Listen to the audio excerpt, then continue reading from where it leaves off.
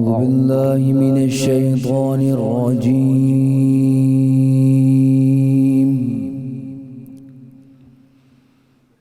بسم الله الرحمن الرحيم.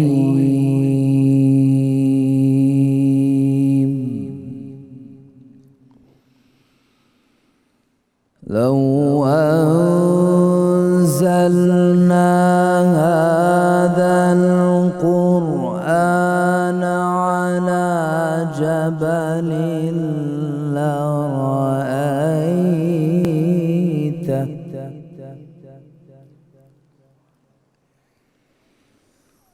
خاشعا متصدعا من خشية الله.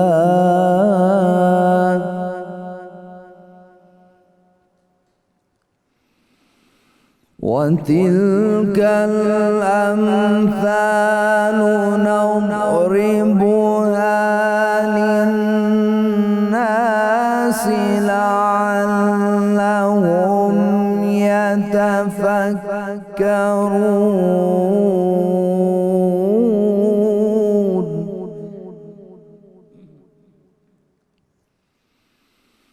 والله الذي لا إله إلا هو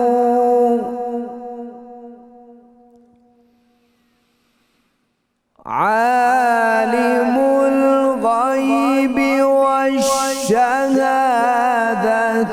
هو الرحمن الرحيم.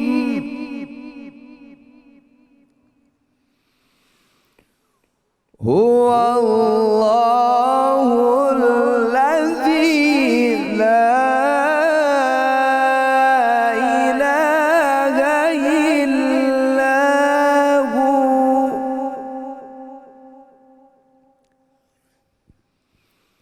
الملك القدوس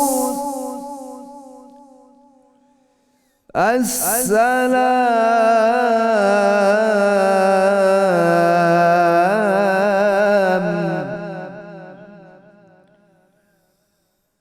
المؤمن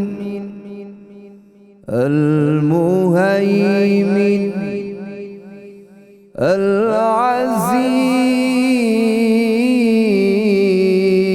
العزيز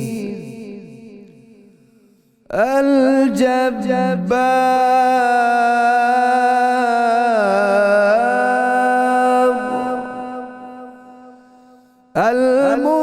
المتكبر. سبحان الله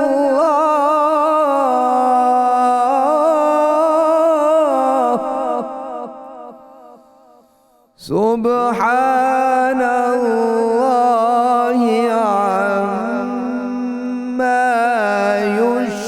يشركون. هو الله الخالق البارئ المصور له الأسماء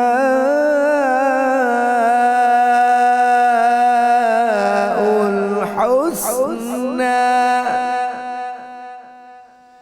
يسبح له ما في السماوات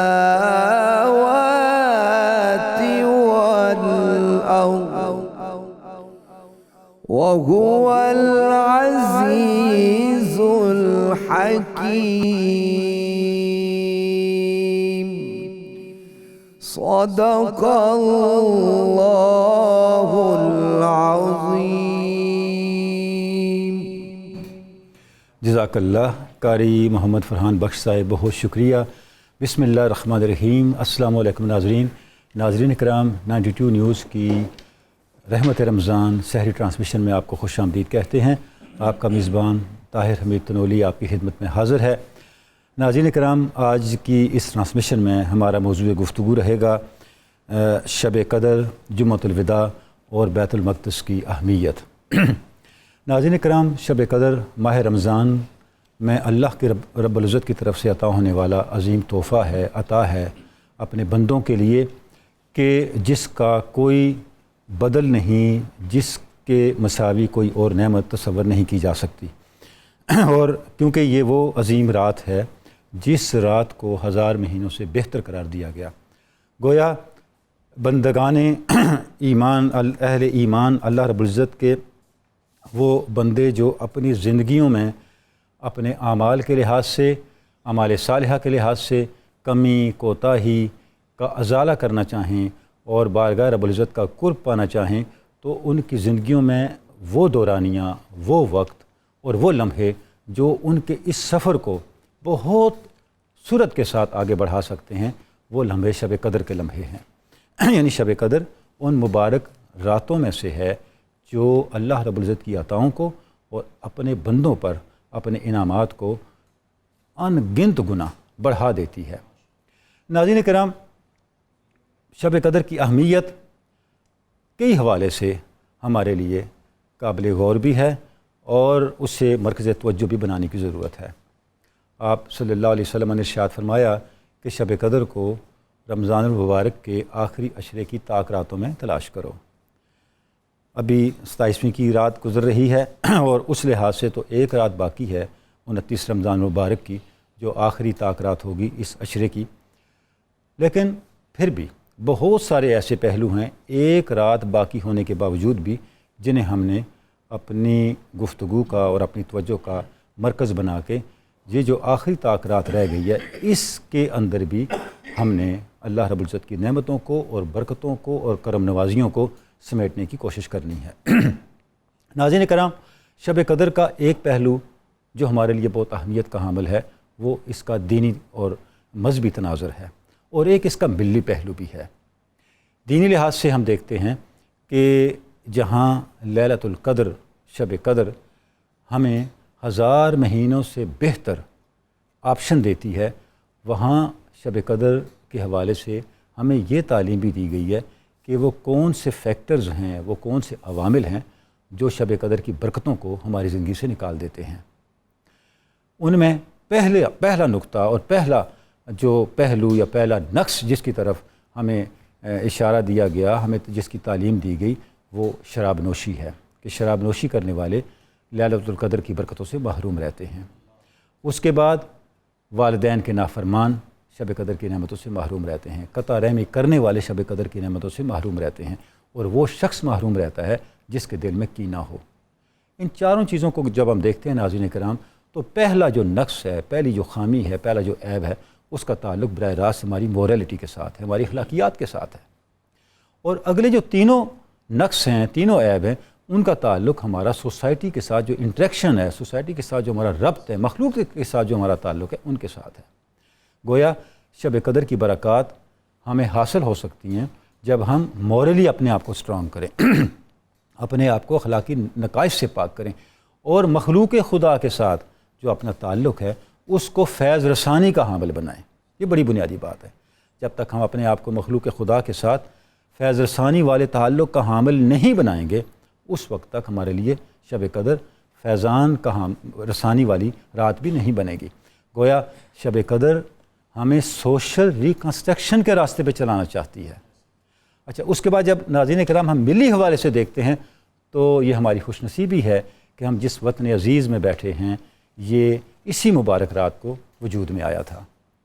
یہ اعزاز ہے پاکستان کا قیام شب قدر میں عمل میں آیا۔ اور ناظرین کرام، اس کے پیچھے بھی پوری ایک تاریخ ہے۔ وہ تاریخ کیا ہے؟ پاکستان کا قیام جس طاقت نے ممکن بنایا، وہ بانیان پاکستان کے کردار کی طاقت ہے، ان کے ایمان کی طاقت ہے۔ جب قرارداد پاکستان منظور ہو گئی اور قائد اعظم قرارداد پاکستان کے سیشنز کے بعد اپنی رہائش گاہ پر آئے، تو کچھ نوجوان ان سے ملنے کے لیے گئے اور انہوں نے قائد اعظم کو کہا، ان کی خدمت میں عرض کی کہ آپ نے پاکستان کا مطالبہ کر دیا ہے، اب ہم نے پاکستان کو اپنی منزل بنا لیا ہے، ایک آزاد ملک کو اپنی منزل بنا لیا ہے، تو کیا یہ مناسب نہیں ہے کہ اس آزاد ملک کا نام بھی ہم پاکستان رکھ دیں؟ تو قائد اعظم جیسی ویژنری شخصیت نے عجیب جواب دیا۔ قائد اعظم نے فرمایا بالکل اس کا نام پاکستان ہی رکھ دیں، لیکن آئی کے ساتھ، اینڈ آئی ول ریپرزینٹ اسلام۔ یہ جو آئی ہوگا یہ اسلام کا نمائندہ ہوگا، کیونکہ اس وقت تک پاکستان کا جو نام تھا ناظرین کرام، جو چودھری رحمت علی کے نو اور نیور میں لکھا ہوا تھا، اس میں آئی موجود نہیں ہے۔ پاکستان آرکائیوز ڈاکومنٹس اب ریکارڈ پہ آج بھی موجود ہے۔ تو قائد اعظم نے نوجوانوں کا یہ مطالبہ سنتے ہی فرمایا اس پاکستان کو ہم آئی کے ساتھ لکھیں گے اور آئی اسلام کا نمائندہ ہوگا۔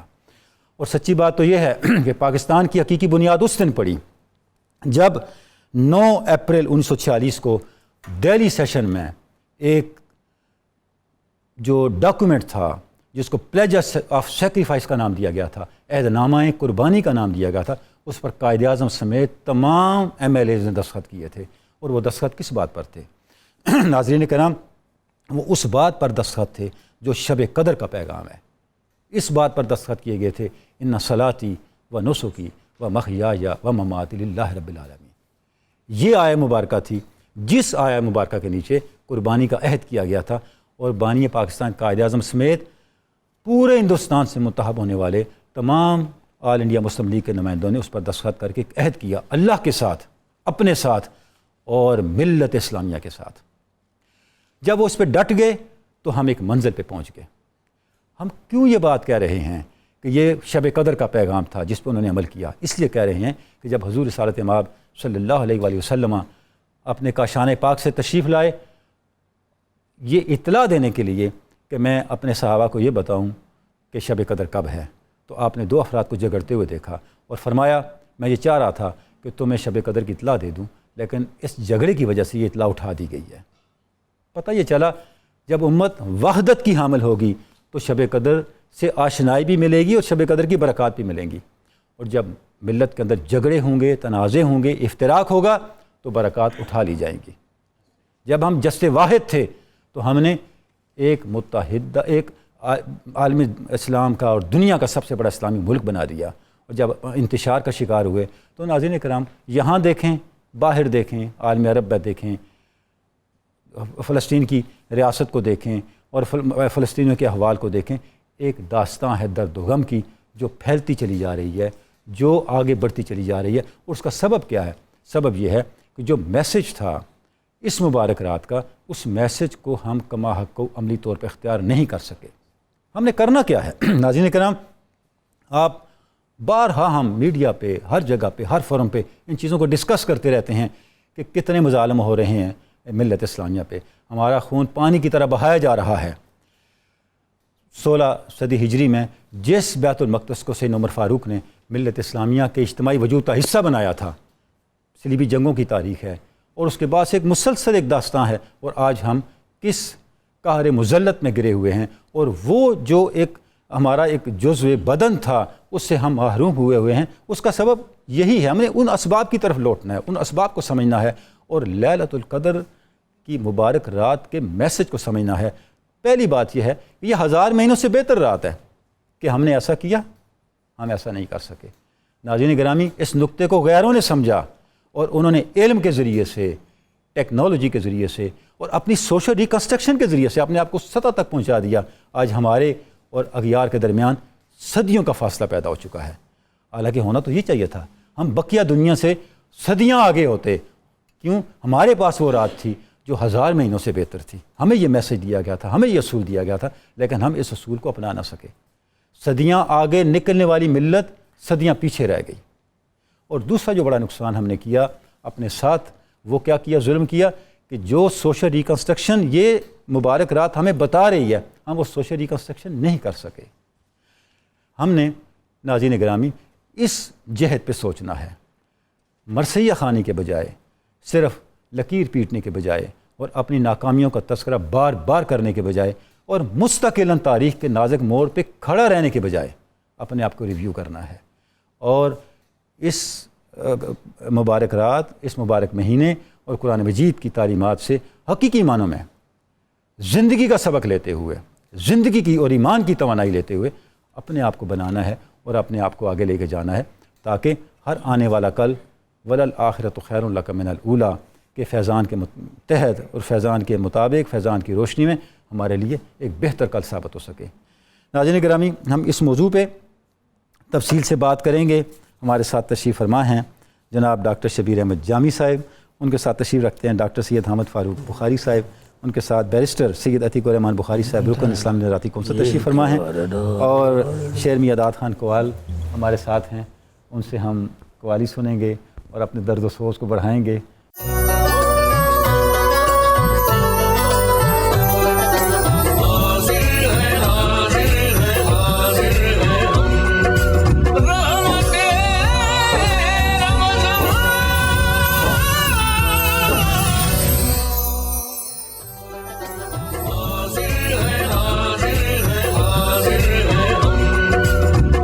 ویلکم بیک ناظرین کرام، 92 نیوز چینل کی رحمت رمضان خصوصی سحری ٹرانسمیشن میں آپ کو بار دیگر خوش آمدید کہتے ہیں۔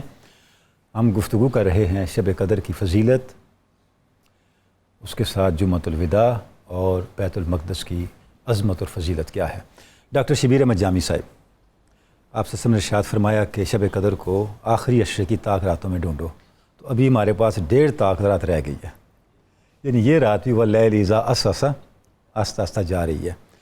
تو جو اہمیت ہے شب قدر کی، یہ جو 1.5 رات رہ گئی ہے، کچھ ایسا نقطہ ارشاد فرمائیں کہ ناظرین اس سے اپنی برکتیں، اپنا نصیب سمیٹ لیں۔ بسم اللہ۔ بسم اللہ الرحمن الرحیم۔ بہت خوبصورت آپ نے تمہیدی گفتگو فرمائی۔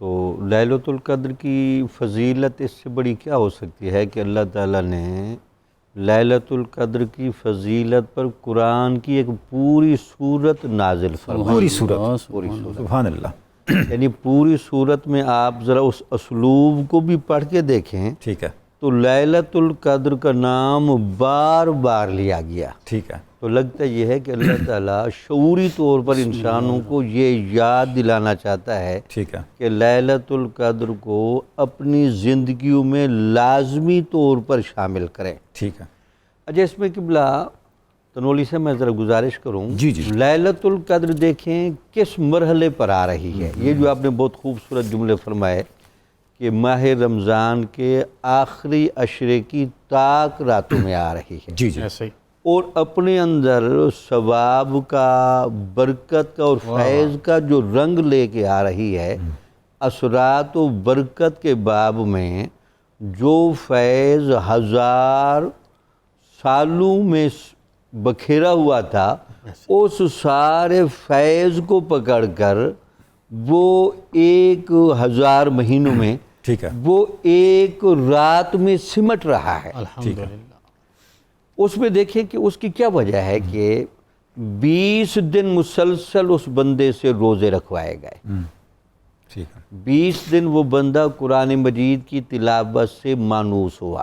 ٹھیک ہے، 20 دن وہ بندہ تزکیے اور تقوی و طہارت کے ایک ایسے پروسیس سے گزر چکا ہے کہ اب وہ بندہ اپنے ظرف کے اعتبار سے بھی اتنا مستعد ہے، استعداد لے لی اس نے۔ ان لمحات میں جتنی استعداد چاہیے، ٹھیک ہے، جتنا مستعد ہونا چاہیے، ماشاءاللہ، جتنا محنتی ہونا چاہیے، ٹھیک ہے، اب یہ بندہ ذہنی طور پر، شعوری طور پر، جسمانی طور پر تیار ہو چکا ہے۔ ٹھیک ہے، اللہ کے نظام رحمت میں اور قدرت میں بڑا گہرا رنگ ہوتا ہے۔ جی، اللہ تعالیٰ جہاں رحمت رکھتا ہے اس کی باقاعدہ تیاری بھی کرواتا ہے۔ ٹھیک ہے، تو 20 دنوں میں ہم سب کی تیاری کرا دی گئی۔ اب تیاری کرانے کے بعد ہمارا اگلا ٹیسٹ کرنے کے لیے کہ رحمت کی اتنی برسات اور اتنی بہار والے لمحات یہ طاق راتوں میں تم نے تلاش کرنے ہیں، ٹھیک ہے، تاکہ وہ رحمت تمہیں باقاعدہ مل سکے۔ ٹھیک ہے، اچھا، آپ والی بات دیکھیں، آپ نے بہت خوبصورت باتیں کی۔ کن کن لوگوں کو یہ فیض نہیں ملتا؟ کیونکہ بعض اوقات شے اصل میں فیض تو ہوتی ہے، لیکن فیض لینے والے بندے میں کیپیسٹی نہیں ہوتی۔ ٹھیک ہے، شرابی بندہ اس سے فیض کیوں نہیں لے گا؟ وہ جو صلہ رحمی نہیں کرتا وہ فیض نہیں لے گا۔ ٹھیک ہے، تو اگر میں دوسرے لفظ میں سادہ کہہ دوں بڑے گناہ کبیرہ میں کھڑا ہوا بندہ اپنے ظرف کے باب میں اتنی پاکیزگی نہیں رکھتا کہ ان فیض کے لمحات سے اثرات لے کر اپنی روح میں جذب کر سکے. تو لہٰذا ایک تو ہمیں اس بات پر ہمیشہ دھیان رکھنا چاہیے. تو لیلۃ القدر پائیں گے وہی جو اپنا وہ پچھلا سرکل کلیئر کریں گے. اچھا، بہت اچھا. تو ہم چونکہ عام طور پر ایک توقع میں رہتے ہیں، ایک تسلی میں رہتے ہیں اور ایک اتفاق میں رہتے ہیں. اللہ تعالیٰ کی رحمت پر تو کوئی قید نہیں لگائی جا سکتی، لیکن اصول کے باب میں بات یہی ہے کہ جو بندے روزوں میں بڑے مستعد رہے ہیں، ٹھیک ہے، جنہوں نے بڑی تلاوتیں کی ہیں، جنہوں نے تقوی اور طہارت میں بڑی محنت کی ہے، ان کو یہ رات ملنے میں عجلت کرے گی. اچھا، ان کو یہ رات ملنے میں سہولت نظر آئے گی. یعنی یہ رات خود دوڑ کے ان کے پاس جائے گی. ان کے پاس ہے کیونکہ ان کی باطن کی موافقت ضروری ہوتی ہے. اس طرح میں ایک حدیث بھی سنا، حضور نبی اکرم صلی اللہ علیہ وسلم نے فرمایا جو بندہ متقی ہو، اللہ تعالیٰ کے رحمت کے فرشتے فیض و برکت لے کر گھومتے رہتے ہیں، جہاں متقی بندہ ملے اس کے دل میں ڈال دیتے ہیں. اللہ اکبر. اس کا مطلب ہے کہ ہمیں ہمیشہ یاد رکھنا چاہیے کہ لیلۃ القدر کے لمحات تک پہنچنے کے لیے اللہ تعالیٰ کی رحمت تو برس رہی ہے، ٹھیک ہے، وہ تو محسوس ہو گیا. اب اس بات کو بھی ملا لیں، دو بندے جھگڑا کر رہے ہیں، ٹھیک ہے، اس رات کا باقاعدہ علم دے دیا گیا. اب علم ملنے کے بعد لگتا یہ ہے کہ بتانے پر پابندی لگا دی گئی کہ نہیں، اس کا مطلب یہ ہے کہ آگے ماحول کی سازگاری نہیں، ٹھیک ہے، آگے سنجیدگی اس نوعیت کی نہیں، آگے جذبہ عبادت اس نیت کا نہیں، وہ جذبہ طہارت اس درجے کا نہیں. ٹھیک ہے، ورنہ اس رات کا فیض جب اللہ کی رحمت اتنے جوش پر تھی اور سب کو جنت تقسیم کی جا رہی تھی، تو وہاں یہ اصول رکھ دیے کہ تم جتنی محنت کرو گے اتنا پھل مل جائے گا. تو لہٰذا ڈاکٹر صاحب جتنا آپ نے ماشاءاللہ فیض سے ہم برکت لینا چاہتے ہیں تو وضو کے بغیر نہیں جانے دیں. ٹھیک ہے، نماز پڑھنے کے لیے آپ آئیں تو وضو کر کے ہیں، لیلۃ القدر میں جائیں تو 20 دن کا پکا وضو کر کے آئیں. اچھا ڈاکٹر صاحب جتنا ماشاءاللہ آپ نے ایک دل ربا نقشہ کھینچا ہے لیلۃ القدر کا، میں سوچ رہا ہوں ہمیں مصلی کے بجائے یہاں بیٹھے ہیں تو یہ ہم نے صحیح فیصلہ کیا ہے. بس اللہ تعالیٰ برکت عطا فرمائے. اس کو مصلی ہی سمجھیں. مصلی ہی سمجھیں جی. ماشاءاللہ. ڈاکٹر بخاری صاحب، اگر میں غلط نہیں کہہ رہا تو شاید واحد یہ رات ہے جسے 1000 مہینوں سے بہتر قرار دیا گیا. یعنی قرآن مجید میں کوئی اور ایسا دورانیہ دن رات کوئی وقت نہیں ہے جسے کسی دوسرے اتنے بڑے دورانیے سے بہتر کہا گیا ہو. تو کیا اتنی بڑی خاص حکمت ہے اس نقطے میں شب قدر کے اندر کہ اس کو 1000 مہینوں سے بہتر قرار دے دیا گیا؟ بسم اللہ الرحمن الرحیم، الحمدللہ والصلاة والسلام علی رسول اللہ وعلی آلہ وصحبہ اجمعین. بہت شکریہ جناب والا، بڑا ہی جامع، شاندار اور ایمان پرور آپ نے انٹرو دیا. اللہ کریم آپ اپنی رحمتوں اور برکتوں کا نزول فرمائے. میں یہاں سے آغاز کرنا چاہوں گا کہ جو قبلہ ڈاکٹر صاحب نے ساری بات تفصیل سے بیان کی. حضرت ضیاء الامت حضرت جسٹس پیر محمد کرم شاہ الازہری رحمۃ اللہ علیہ آپ اکثر فرمایا کرتے تھے کہ اگر میرا رب موسلادھار رنگ سے بارش برسا رہا ہو، رحمت و موسلادھار رنگ سے آ رہی ہو، ساری رات بارش ہو رہی ہے، لیکن عین صحن کے درمیان پیالہ جو ہے وہ اوندے منہ پڑا رہے، پیندہ اوپر ہو اور منہ نیچے ہو، ساری رات بارش ہوتی رہے تو ایک قطرہ پانی کے اندر نہیں جائے گا. تو اس کا مطلب یہ ہے کہ میرا رب آج کی رات اپنی رحمتوں اور برکتوں کا نزول فرما رہا ہے، لیکن جن کے دل کے پیالے درست نہیں ہوں گے انہیں تو ایک قطرہ بھی نصیب نہیں ہوگا. تو لہذا وہ پیالہ درست ہوگا تو آپ چاہے یہاں بیٹھے ہیں یا مسجد میں ہیں، تسبیح کر رہے ہیں یا تقدیس کر رہے ہیں، میرا رب ضرور عطا فرمائے. آپ نے ہمارا مسئلہ حل کر دیا ماشاءاللہ. اور جو آپ نے خاص سوال ارشاد فرمایا کہ وجہ کیا ہے کہ اس رات کو افضل قرار دیا گیا، تو میں پنجتن پاک کی نسبت سے 5 وجوہات عرض کرنا چاہوں گا، بلکہ اگر آپ اجازت دیں تو میں 6 ہی کر دیتا ہوں. سب سے پہلی بات یہ ہے کہ قرآن پاک کا نزول تو ہوا، اس پہ بات میں دوسرے پوائنٹ پہ کروں گا. سب سے پہلی بات یہ ہے کہ اس رات کو میرا رب بھی اپنی شان کے مطابق آسمان دنیا پہ نزول فرماتا ہے. سبحان اللہ. میرا رب اپنی شان کے مطابق نزول فرماتا ہے اور اپنے بندوں کی قربت میں ہوتا ہے، قریب ہوتا ہے۔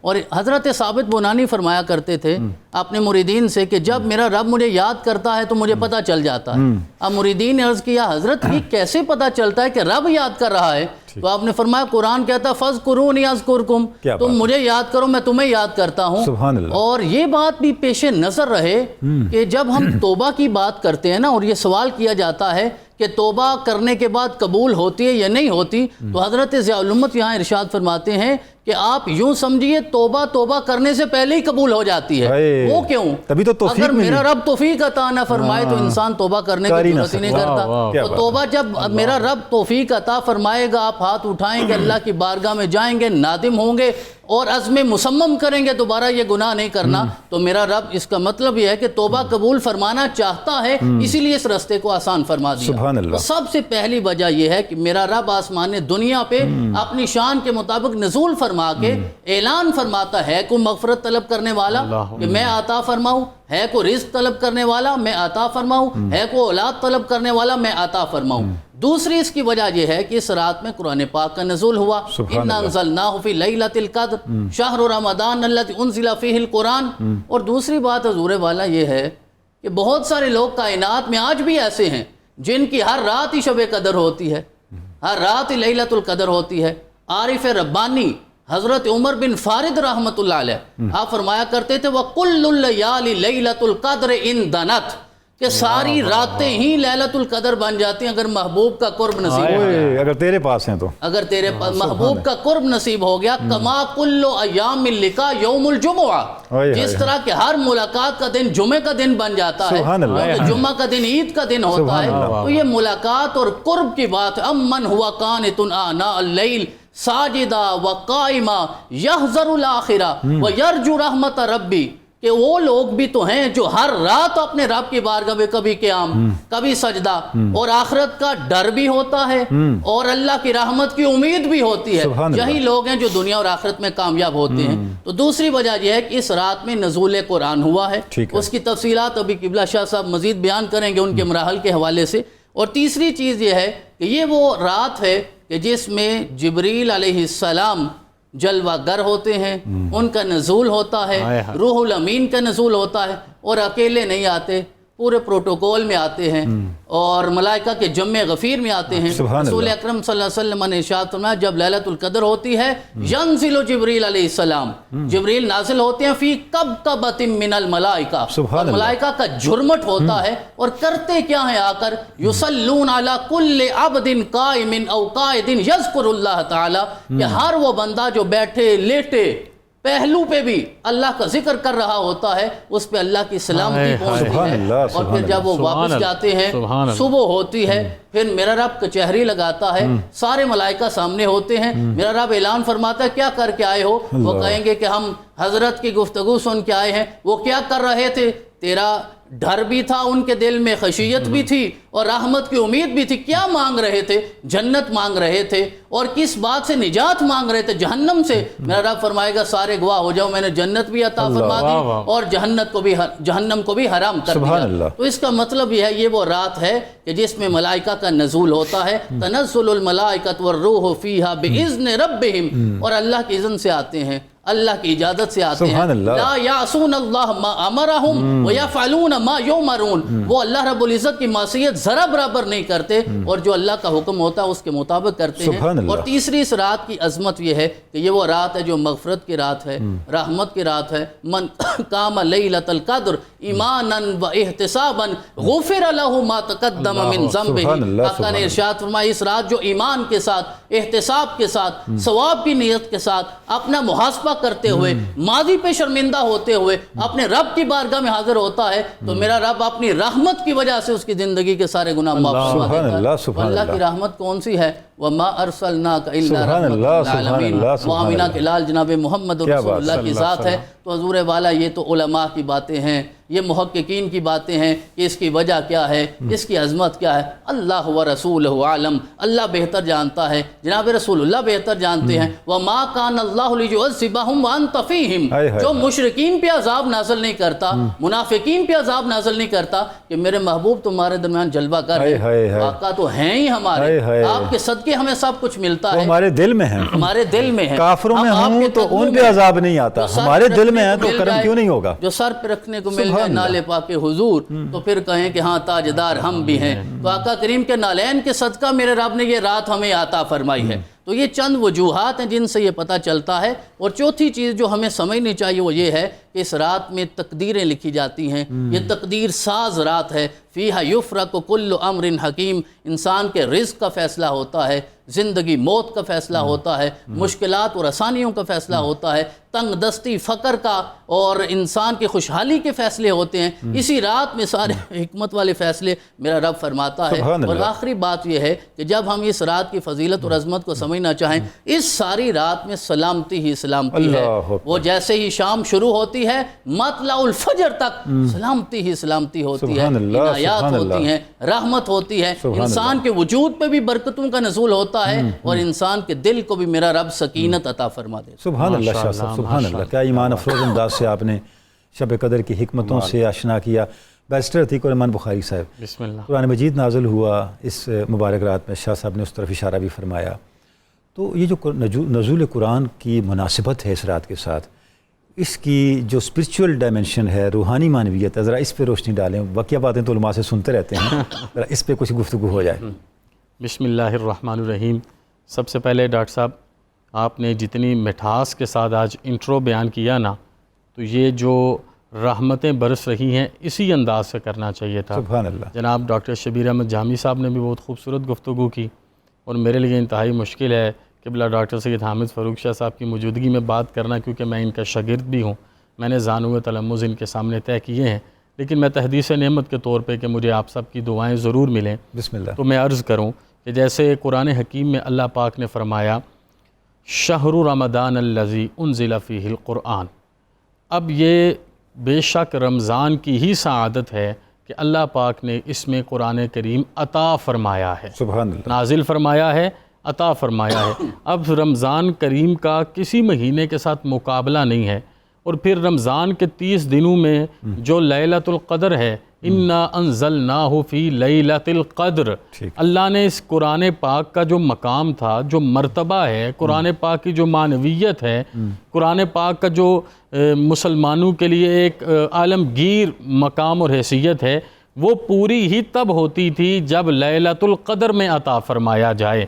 جیسے آقا کریم صلی اللہ علیہ وسلم برکتوں والے شہر میں کرم فرماتے ہیں اور عزتوں والے شہر میں تشریف لے جاتے ہیں، قدم ٹکاتے ہیں، اللہ یثرب کو مدینہ منورہ بنا دیتا ہے۔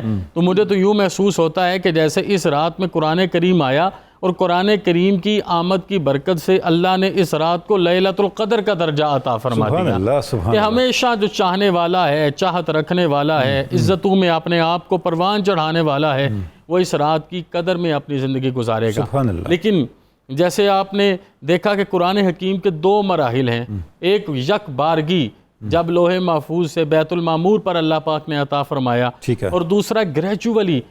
میں اس کو اس جملے سے باندھ ہوں تو آپ کو مزہ آئے گا، اور میں اپنے استاد محترم کے نام کر کے یہ جملہ بولوں گا کہ دوسرا لوح محفوظ سے روح الامین، کلام امین کو قلب امین پر 23 سال نازل فرماتے رہے۔ سبحان اللہ، سبحان اللہ۔ اور یہ ساری امانت ہی ہے نا جو ہم تک پہنچی۔ تو اب ایک طرف بات قرآن پاک کی ہے، دوسری طرف بات لیلۃ القدر کی ہے، تو پھر اس ساری فضیلت کو سمجھنے کے لیے ہمیں جانا پڑے گا۔ انی تارک فیکم الثقلین کتاب اللہ و اطراتی، آئیں حضور کے آل کے دروازے پر دریوزہ گر بن جائیں، آج کی رات میں اپنے دامن کو پھیلائیں، آج کی رات میں اپنی پیشانی کو خندہ فرما کے ان کے دروازے پر حاضر ہو جائیں، اور ان سے پوچھیں کہ قرآن کا مقام کیا ہے اور اس رات کے درجے کیا ہیں۔ میں آپ کو لے کے چلوں حضور سیدنا مولا کائنات باب و مدینۃ العلم علی شیر خدا کرم اللہ وجہ الکریم کے دربار در بار پہ آپ نے فرمایا تفقہوا فیہ فإنہ ربیع القلوب، اے اللہ کے بندو قرآن حکیم میں صحیح معنوں میں غموز کیا کرو، ڈوبا کرو۔ علوم، معارف، معنی، مطالب کا یہ سمندر اللہ نے تمہیں عطا فرمایا ہے کیونکہ اللہ نے اس کے لیے بندہ مومن کے دلوں میں بہار پیدا کرنے کی توفیق عطا فرمائی ہے۔ سبحان اللہ، وہ دل جو خزاں رسیدہ ہوں، وہ دل جو رنجیدہ ہوں، وہ دل جو آبدیدہ ہوں، اگر وہ قرآن حکیم کے ساتھ محبت کریں گے، اس میں ڈوبیں گے تو اللہ برکت عطا فرمائے گا۔ اور آپ نے اس سے آگے فرمایا کہ جسے قرآن کریم کا انس مل جائے، جسے قرآن حکیم کی محبت مل جائے، وہ بندہ اس دنیا پر کوئی بھی اس کا عزیز نہ ہو، رشتہ دار نہ ہو، بھائی بہن نہ ہو، تلاوت قرآن اس کی حلاوت ایمان کا ذریعہ بن جائے گی۔ سبحان اللہ، حضرت امام السجاد نے کیا خوبصورت فرمایا، کیا بات ہے۔ آپ نے فرمایا مشرق اور مغرب میں ہر چیز ختم ہو جائے، میرے پاس کچھ نہ ہو، کوئی آسرا موجود نہ ہو، صرف یہ نسخہ قرآنی جو لیلۃ القدر کو آیا، اگر یہ میرے ہاتھ میں ہے تو میں اسی سے طاقت پاتا رہوں گا۔ کیا بات ہے شاہ صاحب، یہ جو آپ نے ماشاءاللہ امام پاک کا قول فرمایا، مجھے علامہ کا ایک شعر یاد آ رہا ہے اور میں ضرور پڑھنا چاہوں گا یہاں۔ بسم اللہ بسم اللہ۔ غیر قرآن غم گسار من نبود۔ اللہ اکبر۔ میں جب مصیبتوں میں پڑا، میری غم گساری صرف قرآن مجید نے کی۔ قوتش ہر باب رابر من کشود۔ اللہ، قرآن مجید کی طاقت نے میرے لیے ہر دروازہ کھولا ہے۔ لگتا ہے علامہ نے امام پاک کسی قول کا ترجمہ کیا ہے۔ اور ہماری حالت کیا بیان کی وہ معزز زمانے میں، ہم خار ہوئے۔ کتنی جامع فرمان ہے کہ میرے لیے اگر یہ قرآن میرے ہاتھ میں ہے، سب کچھ لٹ جائے، سب کچھ لٹ جائے، میں سمجھوں گا سب کچھ موجود ہے۔ سب کچھ موجود ہے۔ سبحان اب اللہ، آپ آگے سبحان اللہ دیکھیے شاہ نا، صاحب، سبحان اللہ۔ اتنی خوبصورت بات حضرت سیدنا امام محمد الباقر فرماتے ہیں۔ اب باقر العلوم ہیں اور آپ سارے علوم سے ایک ایسی چیز نکال کے لاتے ہیں کہ جہت بدل جاتی ہے، ڈائریکشن چینج ہو جاتی ہے۔ آپ نے فرمایا لِكُلِّ شَيْءٍ رَبِيعٌ، ہر چیز کے لیے کوئی بہار ہے۔ وَرَبِيعُ الْقُرْآنِ شَهْرُ رمضان، اور قرآن کی بہار رمضان کا مہینہ ہے۔ جیسے ہم مسلمانوں کے لیے ربیع الاول بہار ہے نا، وہ صاحب قرآن کی آمد کا مہینہ ہے۔ یہ صاحب قرآن کے تصدق سے قرآن کی آمد کا دن اور مہینہ ہے۔ یہی وجہ ہے کہ آقا کونین صلی اللہ علیہ وسلم کی تشریف آوری پر ہر بندہ مومن ہر وقت اپنے چہرے پر تبسم رکھتا ہے، کیونکہ ہوں لاکھ سلام اس آقا پر، بت لاکھ ہوں جس نے توڑ دیے، دنیا کو دیا پیام سکون طوفانوں کے رخ موڑ دیے۔ اس رسول اکرم نے کیا کیا نہ دیا ہم کو، دستور دیا منشور دیا، یہ ہے نا، منشور دیا کچھ راہیں دی کچھ موڑ دیے۔ تو یہ ساری چیزیں بیان کرنے کے بعد آج کی رات میں اگر ہم دیکھیں تو لیلۃ القدر کا اعجاز قرآن پاک ہے اور قرآن حکیم کا افتخار لیلۃ القدر کی برکتوں میں موجود ہے۔ اب جو اتنی لمبی بحث ہوئی، ہم نے اس سارے سیشن میں یہ بات کی، حضرت امام جعفر صادق کے اس قول پر سکہ بند حقیقت قائم ہو جاتی ہے اور سمجھ آ جاتی ہے کہ لیلۃ القدر کا انتخاب کیوں کیا گیا قرآن حکیم کو۔ یہ میں روحانی بات کر رہا ہوں، معنویت کے ساتھ، حقیقت کے ساتھ کہ اس میں اتارا جائے۔ آپ نے فرمایا قلب شہر رمضان لیلۃ القدر، جیسے آج کے دن کی برکت کو ہم نے لوٹنا ہے، اپنے دامن میں سمیٹنا ہے، اپنے آپ کو برکتوں میں لے کے آنا ہے، اس ارادے کے ساتھ کہ اللہ کرم کرے تو پیالے خود ہی سیدھے ہو جائیں، کوئی مہربانی کا انتظام ہو جائے۔ تو آپ نے کہا کوئی عام بات نہیں، کوئی عام وجہ نہیں، رمضان بڑا مکرم، رمضان بڑا محترم، نمازوں کے فضائل بڑھ گئے، فضیلتیں بڑھ گئیں، اس موقع کے اوپر اللہ آسمان دنیا پر آ گیا۔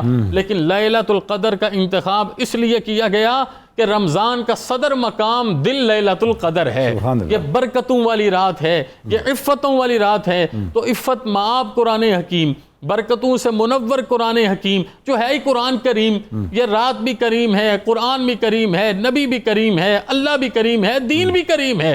تو مابین سارے کریموں کے یہ برکتیں اللہ نے ہمیں اس لیے عطا فرمائی ہیں کہ حضور نے فرمایا میری اطرت کا دامن پکڑ کے، کیونکہ اس لیے پکڑو کہ یہ سارے کے سارے صاحب قرآن کی نسبت کا صدقہ قرآن کی عملی تفسیر ہے۔ ان کا دامن پکڑ کے اگر قرآن حکیم تک پہنچو گے تو قرآن کا فہم بھی ملے گا، لیلۃ القدر کی برکتیں بھی نصیب ہو جائیں۔ سبحان اللہ، ظاہر ہے ایک عملی مثال کے بغیر تو آپ نہیں پہنچ سکتے، نا آپ کے پاس ایک موجود ہے، پروٹوکول موجود ہے، اس کو پریکٹیکلی ڈیمانسٹریٹ کیسے کرنا ہے، تو وہ اطرت کے پاس آ کے پتہ چلے گا۔ تو سر کٹوانے کے بعد بھی قرآن یہ پریکٹیکل ڈیمانسٹریشن ہے نا، یہ اکٹھا ہوگا تو برکت تک پہنچے گا۔ ناظرین کرام، گفتگو ہو رہی ہے شب قدر کی فضیلت پر، قرآن مجید اور شب قدر کے تعلق پر۔ یہ گفتگو ہماری جاری ہے، آپ ہمارے ساتھ رہیں گے۔ ہم نے ایک مختصر سا وقفہ لینا ہے، وقفے کے بعد آپ سے پھر ملاقات ہوتی ہے۔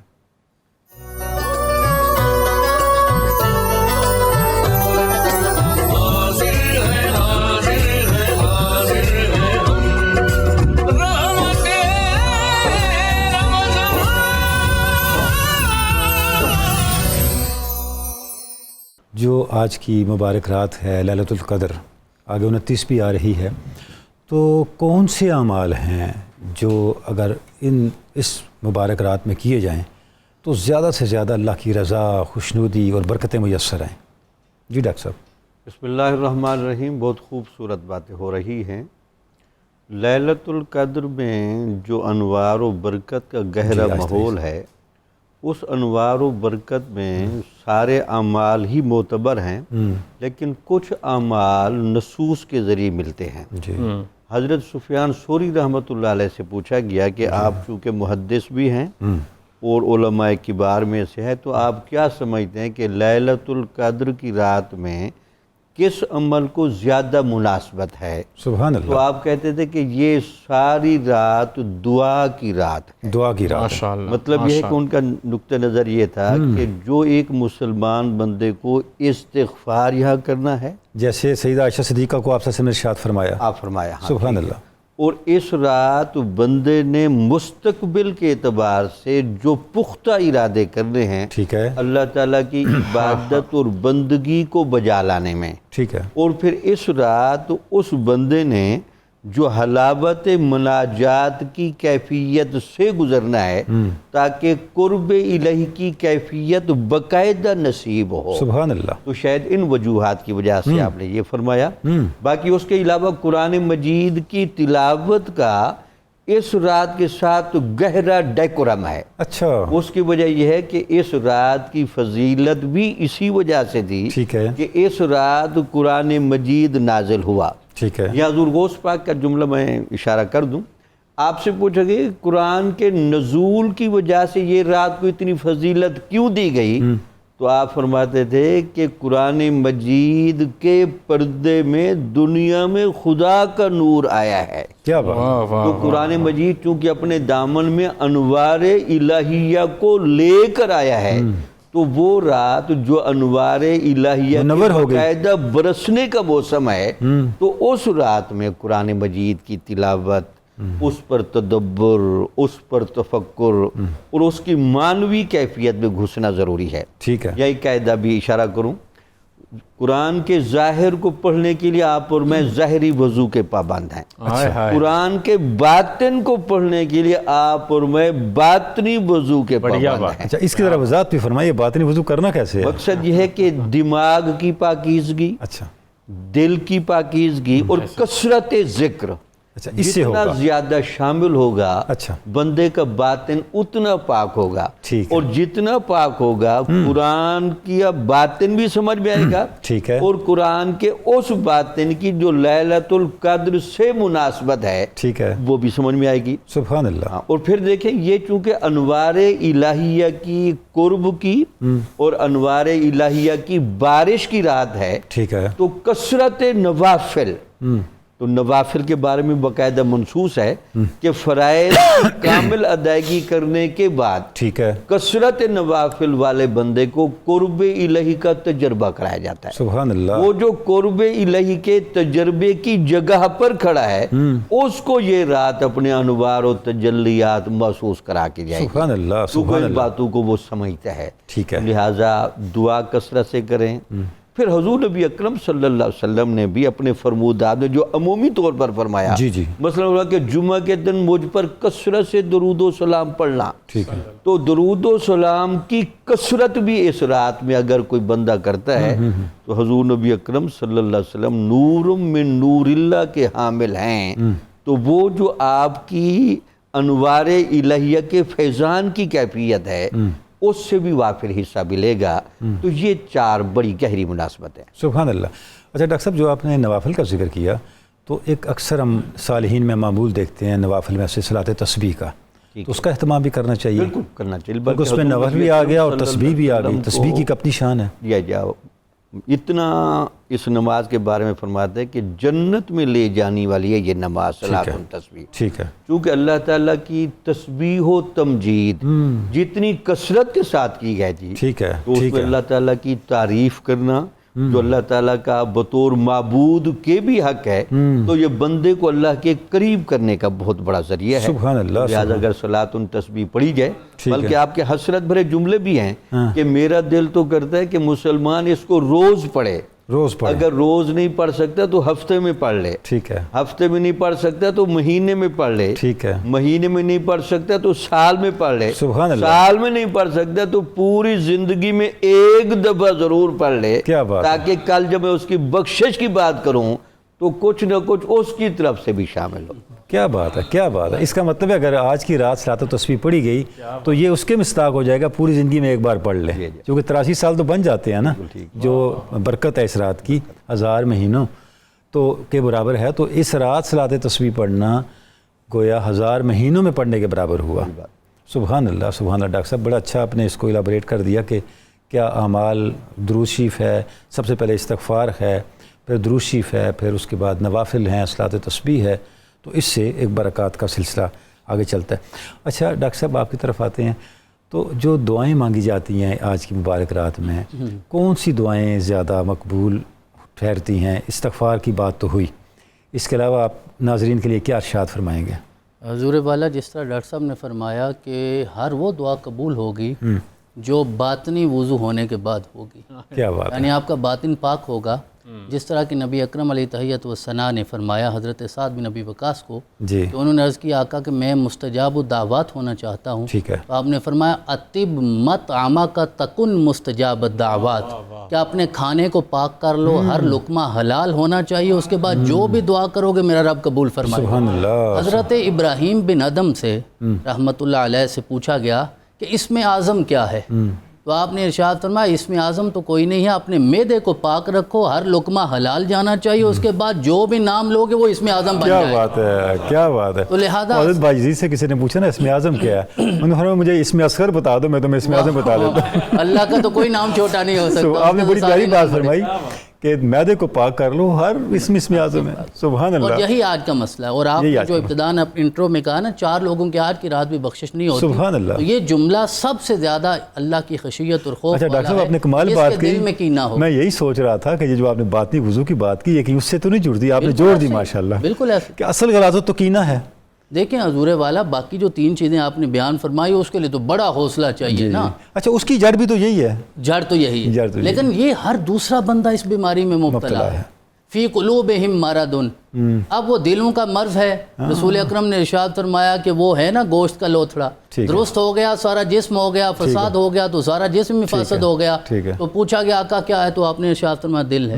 تو ہمارے جسمانی امراض کی بنیاد بھی یہ ہے اور روحانی امراض کی بنیاد بھی یہ ہے، تو اللہ پاک ہمارے دل کو پاک فرمائے۔ ہماری ماں ام المومنین جناب عائشہ صدیقہ رضی اللہ تعالیٰ عنہ نے رسول اکرم کی بارگاہ میں عرض کیا کہ آقا ارشاد فرمائے اگر لیلۃ القدر مل جائے تو پھر کون سے خاص لفظ ہیں جن کے ساتھ اللہ کریم کی بارگاہ میں دعا کروں، تو آقا نے ارشاد فرمایا یہ کہا کرو اللہم انکا عفو کریم تحب العفو فاعف عنی یا غفور یا غفور یا غفور، یا میرے مولا تو ہے ہی معافی عطا فرمانے والا، اور تو کریم عفو کریم کی دونوں مرکبات کو بیان فرمایا ہے نا، کہ تو کرم فرمانے والا ہے، تو اس سے زیادہ کرم فرمانے والا بھی کوئی نہیں، اور تو اس سے زیادہ بخشش عطا فرمانے والا بھی کوئی نہیں، ہمیں معاف فرما، تو غفور ہے، تو معاف فرمانے والا ہے۔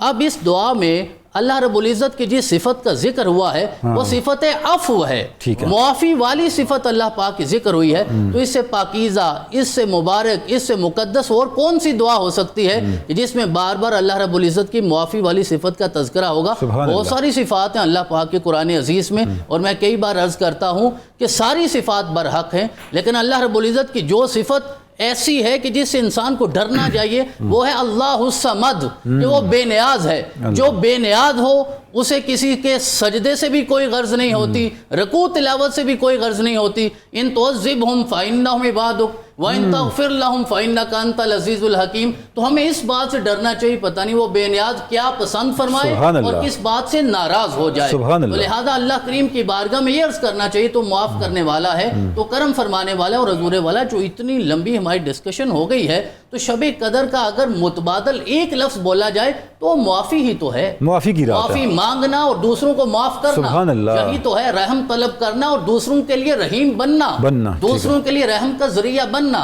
اور تیسری چیز یہ وہ پاکیزہ دعا ہے جو آقا کریم نے خود سکھائی ہے، لہذا آج کی رات میں بطور خاص اس دعا کو زیادہ سے زیادہ کرنا چاہیے. دوسری ایک دعا جو قرآن عزیز میں رسول اکرم کے ذریعے ہم تک پہنچی اور اس سے جامع دعا ہو ہی کوئی نہیں سکتی، ربنا آتنا فی الدنیا حسنہ وفی الآخرۃ حسنہ وقنا عذاب النار. سب کچھ اس میں آ گیا. اب یہ جامع ترین دعا اور اس کے 3 حصے ہیں کہ میرے رب دنیا میں بھی ہمیں برکت عطا فرما، دنیا کی بھلائی عطا فرما. حضرت ابن عباس روایت کرتے ہیں آقا نے فرمایا 4 من اوتیہن اوتی خیر الدنیا والآخرہ، کہ جس انسان کو یہ 4 چیزیں مل گئی نا وہ سمجھے دنیا اور آخرت کی ساری بھلائیاں اسے مل گئی ہیں. ہم لگے ہیں ساری زندگی بھلائیاں جمع کرنے، ہمارا دنیا کا کیلکولیٹر تو کسی نتیجے پہ نہیں پہنچتا. آقا نے فرمایا یہ 4 چیزیں مل گئی، سمجھو دنیا اور آخرت کی ساری بھلائیاں مل گئی. قلبا شاکرا ولسانا ذاکرا وبدنا علی البلاء صابرا.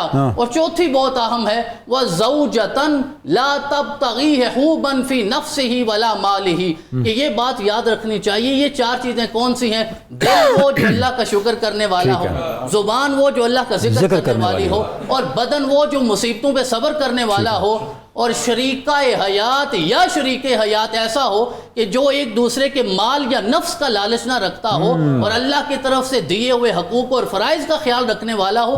اب اسے اور کیا چاہیے جسے گھر میں بھی میرے رب نے یہ سکون کی نعمت عطا فرما دی ہے. ہم سارے جنت لینا چاہتے ہیں حضور والا قبلہ شاہ صاحب، ڈاکٹر صاحب ہم سارے جنت لینا چاہتے ہیں، یہی جنت ہے.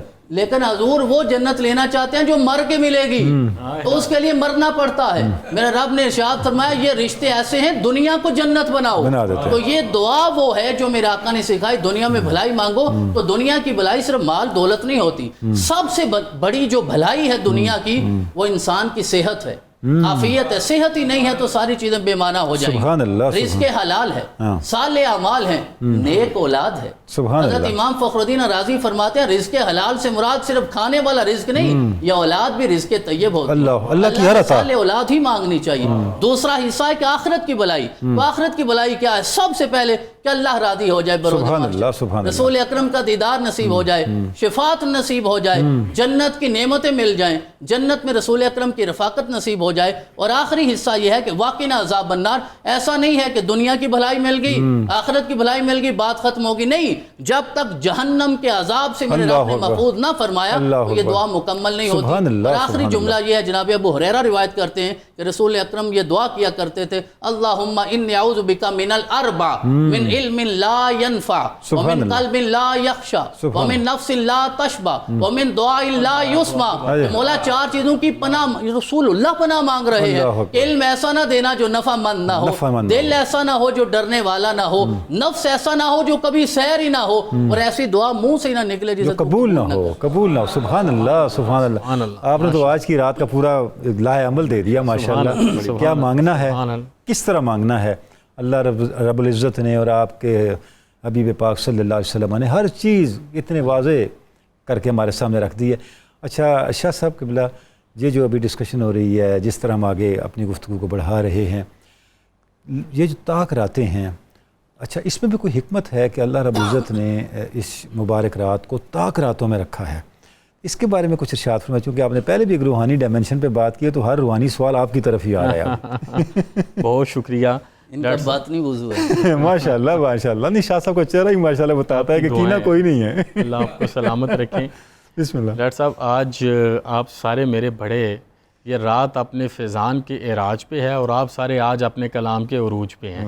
اور ہر کوئی ایک سے بڑھ کے ایک بات کہہ رہا ہے. اور شیر میاں داد بھائی نے اور ان کے دوستوں نے، بچوں نے، ساتھیوں نے واقعی نوری محفل بنا دی ہے. سبحان اللہ سبحان اللہ. میں اب گزارش آپ کی خدمت میں کروں گا کہ یہ اصول ہے کہ جو چیز جتنی نایاب ہوتی ہے اس کو اتنا چھپا کے رکھا جاتا ہے. ٹھیک ہے. اس کو اتنا پردے میں رکھا جاتا ہے، نااہلوں سے اس کو اتنا خفیہ رکھا جاتا ہے، نااہلوں کے ہاتھ میں نہ آئے، واہ واہ اور خفیہ رکھا جاتا ہے. اور دوسری چیز یہ ہے کہ جس چیز میں جتنا کمال ہوتا ہے اللہ کریم چاہتے ہیں اس تک پہنچنے کے لیے اتنا ہی جہد مسلسل بھی مشقت کرنی ہو، پڑے تاکہ قدر بھی تو ہو مشقت کا نا۔ عمل ہو۔ تو اب آپ دیکھیے نا کہ جتنے بھی فیضان ابھی تک اس رات کے ذکر ہوئے، تو ایک طرف جیسے آپ نے ابھی فرمایا ڈاکٹر صاحب سے کہ ایک دن پڑھا تو 83 سال کا ثواب مل گیا، ایک طرف ہماری پوری زندگی جس میں نقص بھی ہوں گے، غلطیاں بھی ہوں گی، کوتاہیاں بھی ہوں گی، کجیاں بھی ہوں گی، سارے معاملات ہوں گے، اور ایک طرف اس رات کا ایک سجدہ، اللہ ایک طرف اس رات کا ایک سجدہ ہے، اور وہ سجدہ جس حالت میں بھی ہم نے کیا وہ مقبول ہے۔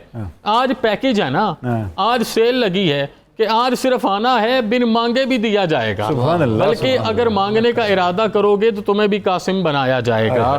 یہ وجہ ہے کہ ہمیں بے شک دو اقوال بڑے واضح ملتے ہیں آقا کونین صلی اللہ علیہ وسلم کی حدیث میں، کہ ایک قول یہ ہے کہ جو طاق کراتے ہیں 21ویں 23ویں 25ویں 27ویں 29ویں اس میں تلاش کریں، اور دوسرا جس کو حضرت ابن عباس اور دیگر صحابہ نے کہا کہ یہ جو جس رات میں آج ہم بیٹھے ہیں یقیناً یہی رات شب قدر ہے۔ بات اتنی سی ہے کہ 21 سے لے کے 29 تک کا یہ جتنا بھی معاملہ ہے، ایک بندہ مومن کو اگر سانس مل جائے اور وہ حیات جاوداں سے جینا چاہ رہا ہو تو اسے ان ساری راتوں کے اندر یہ برکت ضرور حاصل کرنی چاہیے۔ شب قدر کے علاوہ بھی اگر مومن اللہ کی رضا کے لیے سر کو سجدے میں رکھے گا تو وہ شب قدر کا درجہ پا لے گا۔ اب آپ دیکھیے نا کہ یہ اقوال بھی احادیث مبارکہ میں ہے۔ بخاری شریف کی 2 احادیث پیش کر کے ایک ربط قائم کرنا چاہوں گا اور سب کی مکمل توجہ چاہوں گا تاکہ دعا اور تھپکی ملے، کہ آقا کونین صلی اللہ علیہ وسلم نے ارشاد فرمایا تحروا لیلۃ القدر فی الوتر من العشر الاواخر من رمضان، کہ میرے پیارو، میرے امتیوں، کوشش کرو، ڈھونڈو، تلاش کرو، کمر باندھو، اللہ کی رضا کے لیے کھڑے ہو جاؤ۔ یہ دل کے اندر سے نا دنیا کی لالچ نکال کے جو میں سر بسجدہ ہوا کبھی تو زمین سے آنے لگی صدا، تیرا دل تو ہے صنم آشنا، تجھے کیا ملے گا نماز میں؟ لیکن جب دل صنم آشنا نہیں ہوتا تو سر اٹھانے سے پہلے خدا خود پوچھتا ہے بتا تیری رضا کیا ہے۔ یہ رضا کو پانے کی رات ہے، یہ بتانے کی رات ہے، منشا اللہ کی خدمت میں پیش کرنے کی رات ہے۔ ایک اور جگہ پر کتنا خوبصورت فرمایا التمسوها من العشر الاواخر من رمضان فی تاسعۃ تبقى وسابعۃ تبقى وخامسۃ تبقى۔ یہ طاق راتوں میں یہ سارے دن ہیں، ان ساری راتوں میں آخری عشرے میں آؤ، اللہ کی رحمت موسلا دار برس رہی ہے۔ اور یہ دیکھیے نا موسلا دار رحمت برسنے کا بھی تو اصول ہے، موسلا دار رحمت محل پہ بھی ویسے ہی برستی ہے اور کوڑا کرکٹ والی جگہ پر بھی ویسے ہی برستی ہے، اور موسلا دار رحمت ہی بنجر زمین کو آبرو مندی عطا فرماتی ہے، بنجر زمین کو ارک ریزی کے بغیر رحمتیں عطا فرماتی ہے۔ جیسے قبلہ ڈاکٹر صاحب نے کہا، میں چاہوں گا کہ آئیں آج ہم مل کر سمجھیں کہ امت کو یہ رات گزارنی کیسے ہے۔ مادر حسنین سیدہ کونین سلام اللہ علیہا کے دروازے پر آئیے، آپ کی ہر رات کس طریقے سے گزری، آپ کی رات کا عمل، میں نے پہلے بھی ایک دفعہ عرض کیا، عام رات کی بات نہیں ہے، سردیوں کی ٹھنڈی رات ہے، اور اس سے پہلے جو دن گزرا ہے وہ شکم کی کائنات میں گزرا ہے۔ اس سے پہلے جو دن گزرا ہے، یہ جملے بولتے ہوئے بھی مجھ جیسے حقیر کے جسم کے اوپر لرزہ طاری ہو جائے کہ اس سے پہلے جو دن گزرا ہے وہ اللہ کی منشا پر راضی ہوتے ہوئے گزرا ہے، لیکن جب رات آئی ہے جسم کی جو بھی کیفیت ہے باوضو ہو کے اب حاضر ہو گئیں۔ جو ابھی تک یہ فرما رہے تھے میرے صاحبان کہ باطنی وضو، یہ ہے باطنی وضو، اور باطنی وضو کا ترجمہ سیدہ سلام اللہ علیہ سے بڑھ کے کون کرے گا، جگر گوشہ رسول سے بڑھ کے کون کرے گا۔ دیکھیے تو صحیح یہ عزتوں کے ساتھ ساری رات سر کو سجدے میں رکھتی ہیں، تو پھر کہنے کی ضرورت نہیں رہتی، بچے خود ہی سینچے جاتے ہیں، وہ خود ہی پروان چڑھ جاتے ہیں۔ اب یہ ہے نا لیلۃ القدر بھی، وجود سیدہ بھی، تلاوت قرآن بھی، برکتیں بھی، رحمتیں بھی، راحتیں بھی۔ اور اگر کسی نے پھر دیکھنا ہے لیلۃ القدر کی برکتیں کیا ہیں تو حضرت حسن، حضرت حسین اور حضرت زینب کو دیکھیے، یا جو ڈاکٹر صاحب نے دعا کی بروز محشر سیدہ کی شان کو دیکھیے گا، مقام کو دیکھیے گا۔ میں ڈاکٹر صاحب ان جملوں کو یوں باندھنا چاہوں گا کہ اسی طریقے سے رات تلاش کرنی چاہیے کہ سر سجدے میں رکھ کے انسان اللہ کے دیدار کی تڑپ میں رہ جائے، سبحان اور اللہ۔ جب صبح کا مؤذن اذان دے تو رات کے جانے کا دکھ ہو، ہائے ہائے، تکلیف ہو یہ کہ اصل ہمارے بات ہے۔ ہاتھوں سے رحمت والی رات چلی گئی، عزیز مہمان چلا گیا، کرم نواز لمحے چلے گئے، اور پھر تڑپ کے آپ کی سنت پہ یہ جملہ بولو کہ کبھی تو ایک ایسی رات آ جائے، ادھر خدا ہوگا، ادھر خدا ہوگا، ادھر خدا کی حیا سیدہ زہرا ہوں گی، مصطفیٰ کریم کی شہزادی ہوں گی، دیدار عام ہوگا، تجلیات سے منور ہو جائیں گے، پھر پتہ چل جائے گا کہ اللہ کے نبی نے سبحان اللہ۔ قرآن کے ساتھ اپنی آل کو جوڑنے کا حکم کیوں ارشاد سبحان فرمایا۔ اللہ، سبحان اللہ، سبحان اللہ، سبحان۔ ناظرین کرام، کیا ذوق و شوق اور کیا درد و سوز کے ساتھ اس مبارک رات کا شب قدر کا تذکرہ جاری ہے، اور یہی مقصد ہے ناظرین کرام آج اس موضوع پہ گفتگو کرنے کا، کہ ہم اس مبارک رات کا ہر لمحہ اس کیفیت میں گزاریں جو اللہ رب العزت کی بارگاہ میں ہمیں قربتوں سے آشنا کر دے۔ ایک بریک کا وقت ہے، آپ ہمارے ساتھ رہیں گے، بریک کے بعد آپ سے پھر ملاقات ہوتی ہے۔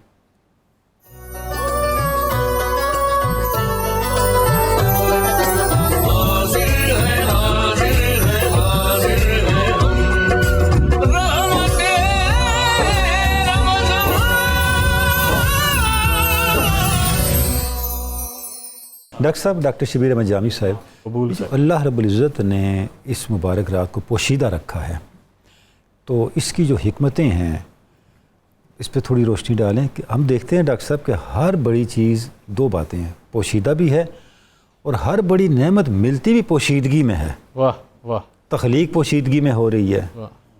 بڑی نعمتیں پوشیدگی میں مل رہی ہیں، معراج رات میں ہو رہی ہے، تو یہ کیا نظام ہے؟ آپ تو اس پہ بڑی بات کرتے ہیں، نظام قدرت اور نظام رحمت، تو ذرا اس پہ تھوڑی روشنی ڈالیں۔ ماشاءاللہ۔ بسم اللہ الرحمن الرحیم۔ ایک تو ہے اس کے اندر نظام پوشیدگی، اور ایک اس کے اندر نظام انکشاف بھی ہے۔ سبحان اللہ، سبحان اللہ، باتوں کو ڈاکٹر اگر صاحب کیا اکٹھا بات ملا کیا بات ہے! انکشاف نہ ہو تو پوشیدگی کا پتہ کیسے چلے گا؟ کیا بات ہے ڈاکٹر صاحب! یعنی اس رات کو بنیادی طور پر پوشیدہ تو اس لیے رکھا گیا ٹھیک ہے۔ تاکہ انسان کو اس کی عظمت کا گہرا احساس ہو، ٹھیک ہو گیا، چونکہ اس کا ثمرہ بتا دیا گیا، ثمرہ بتا دیا گیا۔ ثمرہ بتا کے کہ 1000 مہینوں کی عبادت کا مجموعہ ایک رات میں ملنے لگا ہے۔ سبحان اللہ۔ اب وہ رات کون سی ہے تاکہ اشتیاق پیدا ہو۔ مستعدی کی بات میں اور محنت کے باب میں اور کوشش کے باب میں ہر بندہ اس کو پکڑنے کی کوشش کرے۔ ٹھیک ہے، ٹھیک ہے، اس میں کوئی شک نہیں، اللہ تعالیٰ نے انسان کے کسب کا، اس کی سعی کا اور اس کی محنت کا ٹھیک ہے، جو ایک دخل ہے وہ رکھا ہے۔ ٹھیک ہے، ایک تو وجہ یہ ہے کہ تاکہ انسان کو یہ اندازہ لگے کہ یہ جو اعلیٰ نعمتیں ہیں نا، یہ اعلیٰ نعمتیں ویسے نہیں ملتی۔ ٹھیک ہے، اس کی بنیادی وجہ یہ کہ اگر اعلیٰ نعمت ویسے مل جائے نا، پھر اس کے ضائع ہونے کا بڑا خطرہ ہوتا ہے۔ ہاں، یہ بڑا خطرہ ہوتا انسان ہے، محتاط جو نہیں نہ چیزیں ہوتا۔ محنت سے آتی ہیں اس پر بندے کے مزاج کی پختگی ہوتی ہے، ہوتی ہے، ٹھیک اور ہے، جو چیزیں ویسے بطور فیض کے مل جاتی ہیں، ٹھیک ہے، اگر ظرف کی مناسبت نہ ہو ٹھیک ہے، تو وہ چیزیں تیزی سے چلی بھی جاتی ہیں۔ ٹھیک ہے، اب دوسرے اس کے انکشاف والی بات کو میں شامل کروں، ٹھیک ہے، تقوی اور طہارت کی جتنی گہری کیفیت ہوگی، ثواب کی کثرت والی چیزیں خود بخود محسوس ہوتی ہیں۔ ذرا میگنیٹ نے اٹریکٹ کرنا ہے نا، مقناطیس نے کھینچنا ہے۔ یہاں میں ایک آیت بھی پڑھ دوں، ان اللہ یحب التوابین ویحب المتطہرین۔ ٹھیک ہے، توابیت اور متطہریت جہاں بھی ہوگی حب کے نظام کو کھینچ لائے گی۔ ہائے ہائے۔ کیا بات تو ہے! لگتا یہ ہے کہ یہ رات جہاں ہمیں یہ ایک میسج دے رہی ہے کہ اس کو مخفی رکھا گیا ہے، لیکن اس تک آپ اور میں پہنچ سکتے ہیں۔ اچھا ڈاکٹر صاحب، یہ جو جب آپ نے آیت پڑھی ہے تواب نا، اور متطہر کو ہم اکٹھا کریں گے۔ یہ آیت بھی آپ نے بڑے سوچ کے پڑھی ہے، محبت بھی پوشیدگی کا ہی معاملہ ہے۔ پوشیدگی کا معاملہ۔ درمیان عاشق و معشوق رمزیست، کرامن کاتبیرہ ہم خبر نہیں ہائے ہائے۔ کیا بات واہ ہے واہ واہ۔ ڈاکٹر صاحب! آج ماشاءاللہ جی کیا بات ہے، آج تو بالکل سبحان سبحان۔ دوسری اس کی وجہ یہ تھی کہ اس میں ہمیں سمجھانا یہ بھی مقصود تھا، وہ جو آپ نے روایت بھی پڑھی، کہ اگر ہمارے معاشرتی معاملات، ٹھیک ہے، ہمارا سنجیدگی کا لیول، ٹھیک ہے، ہمارا اللہ تعالیٰ کے بارے میں جو ایک بزرگی کا اور اس کے نظام کا، کو سمجھنے کا لیول ہے، ٹھیک ہے، اگر اس میں ایزینس ہوگی اچھا، تو پھر یہ چیزیں چھپا لی جاتی ہیں۔ اچھا، یعنی یہ چھپائی اس وجہ سے گئی ہے چونکہ بندے اس لیول سے بہت دور کھڑے ہیں. ٹھیک ہے. اگر وہ اس لیول کے قریب ہوتے تو وہ تو قدرت الہیہ تو ظاہر کرنا چاہتی تھی. ٹھیک ہے. تو چھپنے کی بعض اوقات وجہ یہ بھی ہوتی ہے, یہاں اہلیت ہوتی اس ہے. پہ اشارہ کروں. مثلا احناف کے نزدیک یہ بڑا مشہور قاعدہ ہے کہ اگر آپ نماز پڑھ لیں جی اور آپ صرف اتنا اس میں مسکرائیں کہ آپ کو خود محسوس ہو اور دوسرا نہ سنے تو نماز ٹوٹ جاتی ہے. اچھا, اس پر بھی ٹوٹ جاتی ہے. اگر اس طرح آپ مسکرائیں کہ آپ کی آواز دوسرا بھی سن لو, نماز بھی ٹوٹ جاتی ہے, وضو بھی ٹوٹ جاتا ہے. اچھا, یعنی ہنسیں, مسکرانا نہیں, یہ تو ہنسنا ہوا نا. جی جی. ٹھیک ہے. تو امام ابو حنیفہ رحمۃ اللہ اس حدیث کو مانتے ہیں. ان سے جب اس کی ریزن پوچھی گئی, ٹھیک ہے, ان کا اللہ تعالیٰ کا ایک نظام یہ ہے کہ جب بندہ نماز پڑھتا ہے سنجیدگی میں, اس کے ساتھ فرشتے بھی نماز پڑھتے ہیں. ٹھیک ہے.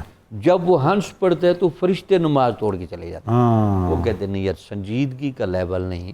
تو ہمیں ان عبادات کے معاملات میں سنجیدگی پیدا کرنے کے لیے معاشرتی معاملات میں بھی سنجیدگی چاہیے. سبحان اللہ. اگر معاشرتی معاملات میں سنجیدگی نہیں ہوگی, حالانکہ صلہ رحمی کا تعلق تو ایک معاشرتی معاملہ ہے, مخلوق سے ہے. اس کو جوڑا گیا ہے لیلۃ القدر کی کیفیات برکات کے ساتھ. اصول کے ساتھ.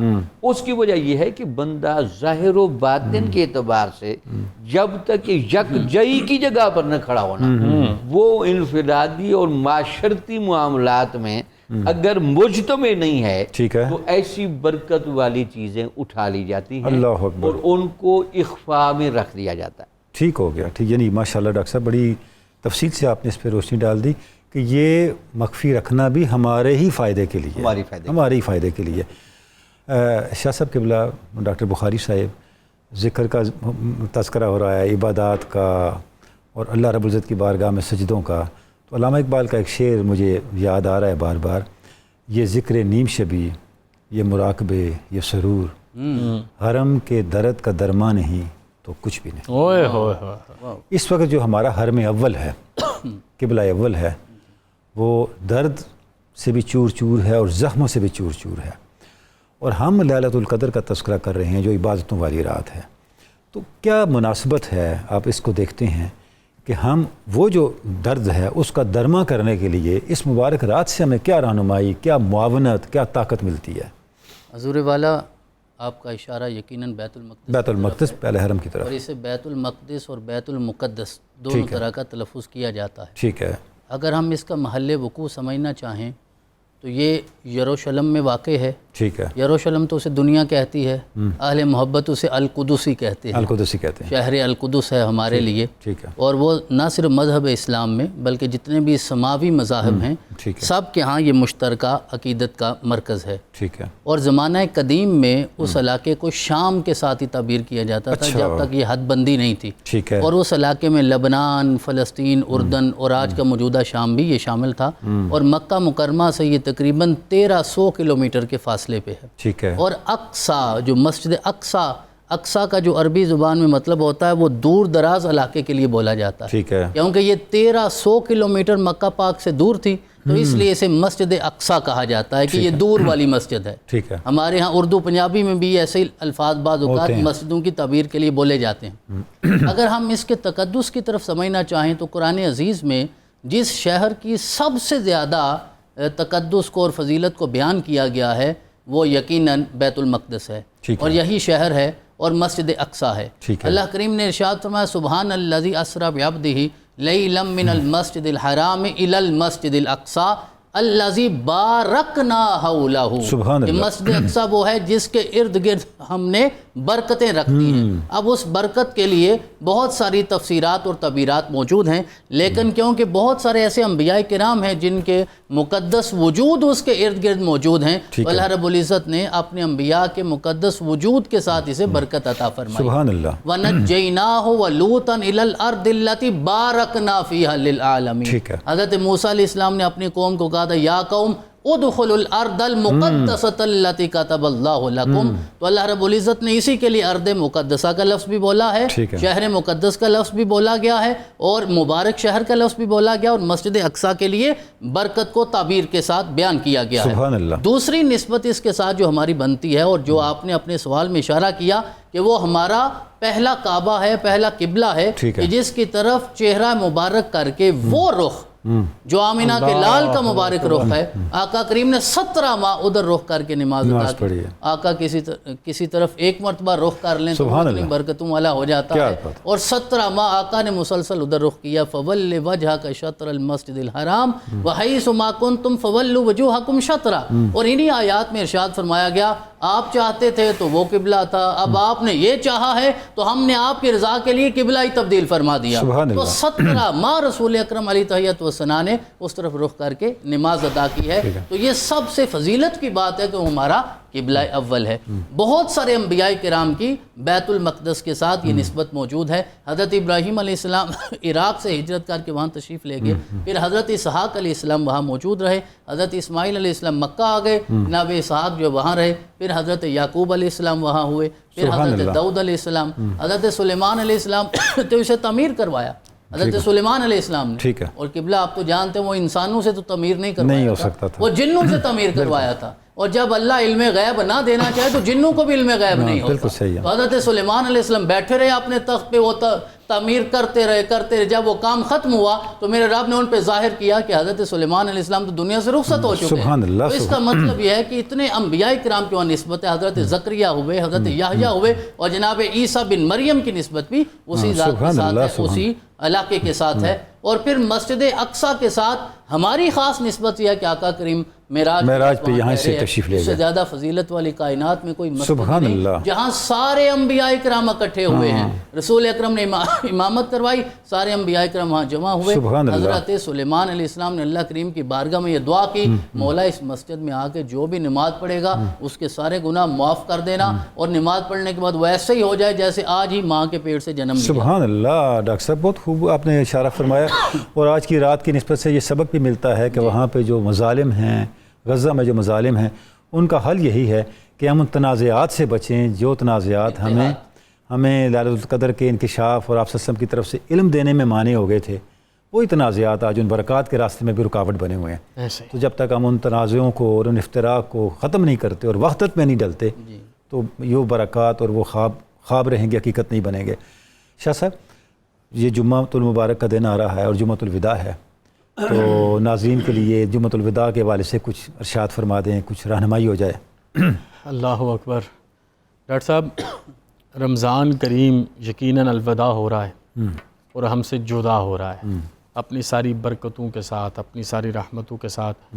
اللہ کریم نے جتنے بھی ایام بنائے ان میں سے سید الایام جمعۃ المبارک کو ڈکلیئر فرمایا، ٹھیک ہے، عید کا دن بنایا، مومن کے لیے عید کا دن بنایا، اور اس کے ساتھ بڑی برکتیں عطا کی گئیں۔ لیکن رمضان کریم میں جب اللہ پاک ہر جگہ پہ برکتوں کو ملٹی پلائی فرماتے ہیں، وہ بڑھ جاتی ہیں، تو جو جمعۃ الوداع ہوتا ہے یہ یقیناً باقی تمام جمعوں سے زیادہ بڑھ کے برکت والا ہے، کیونکہ ماہ رمضان کا جو ہوا، جی بسم اللہ، ماہ رمضان کے عام جمعوں میں سے بھی جو یہ آخری جمعہ ہے، ٹھیک ہے، اور یہ وہ جمعہ ہے کہ یقیناً جیسے لیلۃ القدر کو ساری راتوں میں فضیلت حاصل ہے، ویسے ہی اس جمعہ کو باقی تمام جمعہ کے ایام میں بھی فضیلت حاصل۔ اتفاق یہ ہے کہ شب قدر یہ سبحان اللہ کہ اس کے اوپر طاق رات بھی ہے، طاق رات ہے، اور جو اندازہ آج کے ماحول سے بھی جو نشانیاں ہمیں شب قدر کی ملتی ہیں نا، کہ میٹھی میٹھی ہوا ہوگی اور کیفیات سکون اطمینان کی کیفیات، تو وہ یقیناً لگتا ہے کہ شاید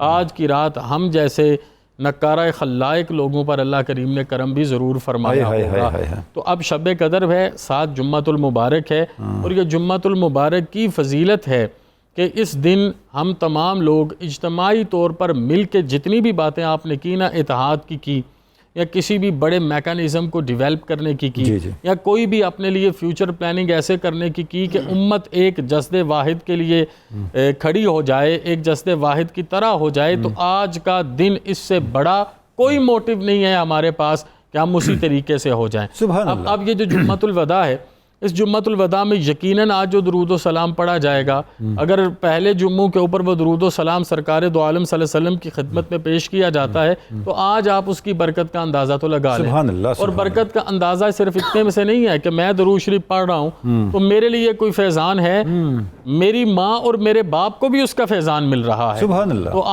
آج جس جمعۃ المبارک میں ساتھ لیلۃ القدر بھی ہو تو یہ ہمارے لیے بڑی نسبتوں کی حامل ہے۔ ہمارا وطن عزیز بھی اسی کیفیت کے اندر اللہ پاک نے ہمیں عطا فرمایا سبحان تھا، اللہ۔ اور اسی طریقے سے حضور سید عالم صلی اللہ علیہ وسلم کے زمانے سے لے کے آج کے زمانے تک جہاں پر بھی یہ اجتماع کیا گیا وہاں پر طہارت کا انتظام صرف لفظوں میں نہیں کیا گیا بلکہ عمل کے ساتھ امت کو نوازا گیا۔ سبحان اللہ۔ تو میں آج کے سنیریو کے اوپر بات کروں گا کہ مثل المؤمنین کا مثل الجسد الواحد کا اعلان کرنے کے لیے آج کا دن ہے۔ ٹھیک ہے۔ پورے عالم اسلام کو، مسلم حکمرانوں کو، 57 ممالک کے جتنے بڑے زعماء ہیں اور عنان اقتدار میں بیٹھے ہوئے لوگ ہیں۔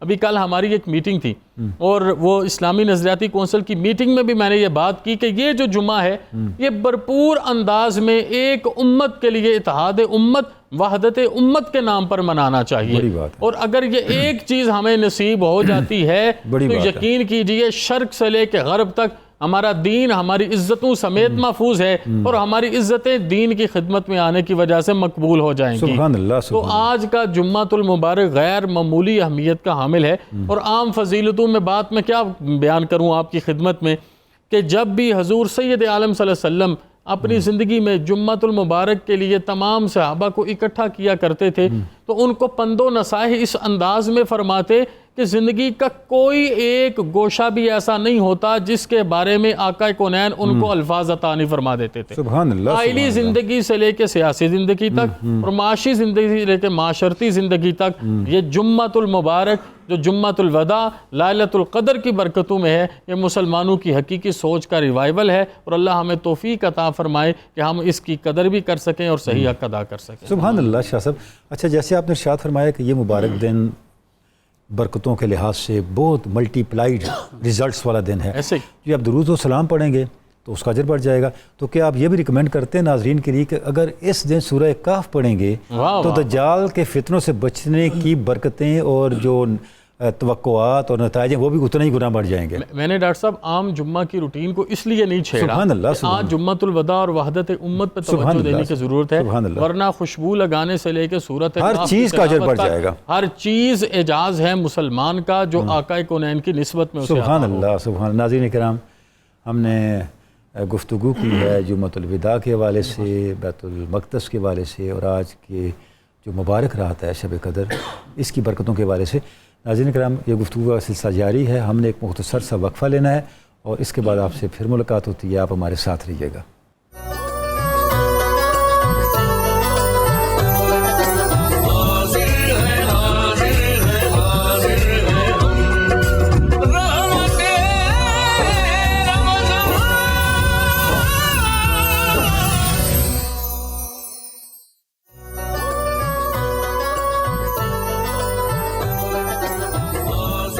ویلکم بیک ناظرین کرام، اب وقت ہوا ہے درس مثنوی کا۔ مولانا روم کی مثنوی معنوی سے ہم چند منتخب اشعار پڑھیں گے اور ان کے معارف، ان کے معنی، ان کے مفاہیم سمجھنے کی کوشش کریں گے۔ ناظرین کرام، مولانا روم کے مرید ہندی علامہ اقبال نے مولانا سے کچھ سوالات کیے اور پھر مولانا روم سے ان سوالات کے جوابات لیے۔ ان میں سے ایک سوال اور پھر اس سوال کا جو جواب مولانا روم نے علامہ اقبال کو دیا، اس کو آج ہم موضوع گفتگو بنا رہے ہیں۔ علامہ اقبال اپنے شیخ سے، اپنے پیر سے، پیر رومی سے یہ سوال کرتے ہیں، علم و حکمت کا ملے کیوں کر سراغ، کس طرح ہاتھ آئے سوز و درد و داغ۔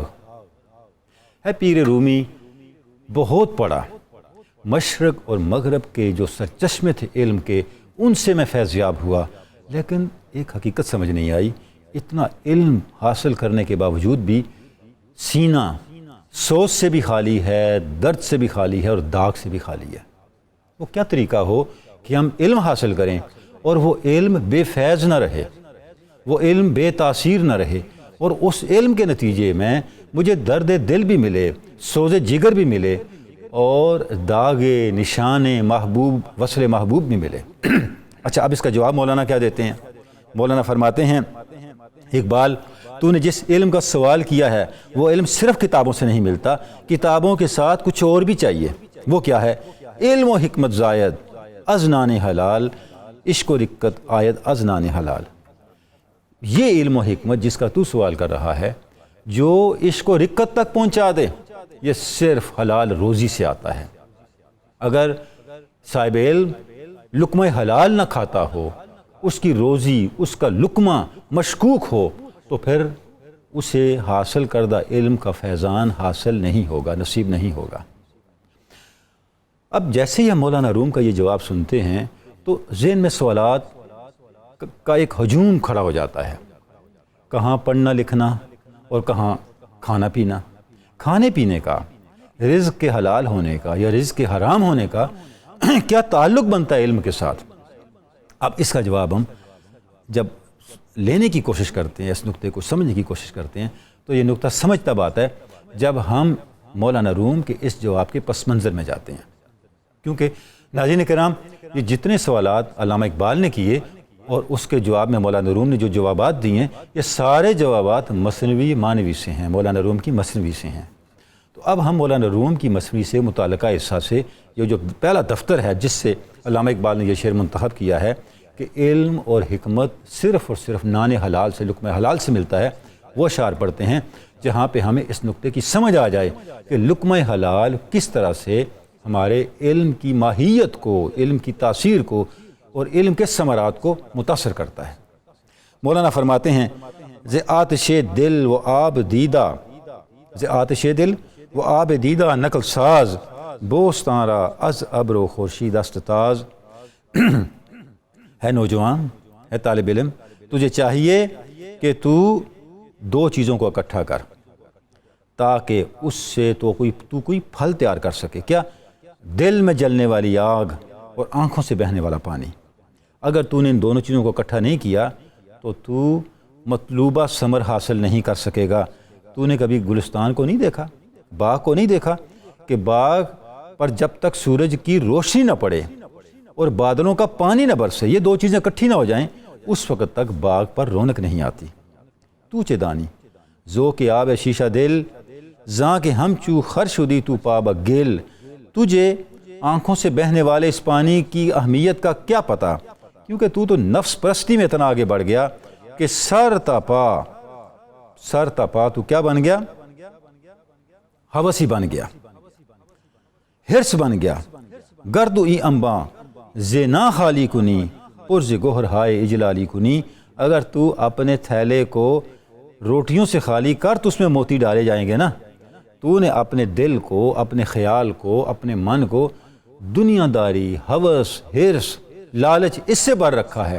اب جب برتن ہی بھرا ہوا ہے تو اس میں علم اور حکمت کے موتی کیسے ڈالے جائیں؟ اس کے بعد مولانا فرماتے ہیں طفل جاں از شیر شیطان باز کن، بعد از آنش با ملک امباز کن۔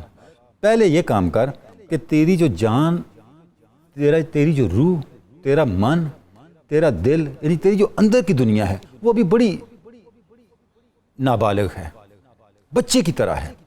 تو نے اپنے من کو پالا نہیں، ابھی اس کی پرورش نہیں کی۔ اس کی اگر پرورش کرنی ہے تو اسے شیطان والا دودھ نہیں پلانا، اسے شیطان کی خوراک نہیں دینی۔ یعنی اپنے اندر کے بچے کو، اپنے من کے بچے کو، اپنے روحانی وجود کو جو بچے کی طرح ابھی چھوٹا ہے، ابھی بچپن میں ہے، تیرا روحانی وجود جو ابھی بچپن میں ہے، بالغ نہیں ہوا، تو اسے شیطانی دودھ سے دور کر تاکہ وہ فرشتے کا ساتھی بن سکے۔ اس کے بعد فرماتے ہیں تاتو تاری کو ملول و تیر آئی، دان کے بعد دیوے لہیں ہمشیر آئی۔ اگر تو تیرے اندر تاریکی ہے، تیرے اندر غم ہے، حزن ہے، ملال ہے، سیاہی ہے، تو پھر تو شیطان کا دودھ پیتا بھائی ہے، یعنی تو نے وہیں سے خوراک لی ہے جہاں سے شیطان نے خوراک لی ہے۔ لقمائے کہ ازاں، لقمائے کہ آن نور افزود و کمال، آن بود آورد از کسب حلال۔ ایسا لقمہ جو تاریکی نہ دے، تیرے اندر نور پیدا کرے، تیرے اندر کمالات پیدا کرے، یہ صرف اور صرف وہ لقمہ ہے جو کسب حلال سے حاصل کیا جاتا ہے۔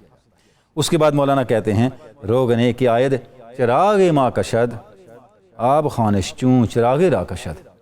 چراغ میں تیل کس لیے ڈالا جاتا ہے کہ اس کا شعلہ جلتا رہے، اس کا شعلہ بڑھے، اس کے شعلے میں جان آ جائے۔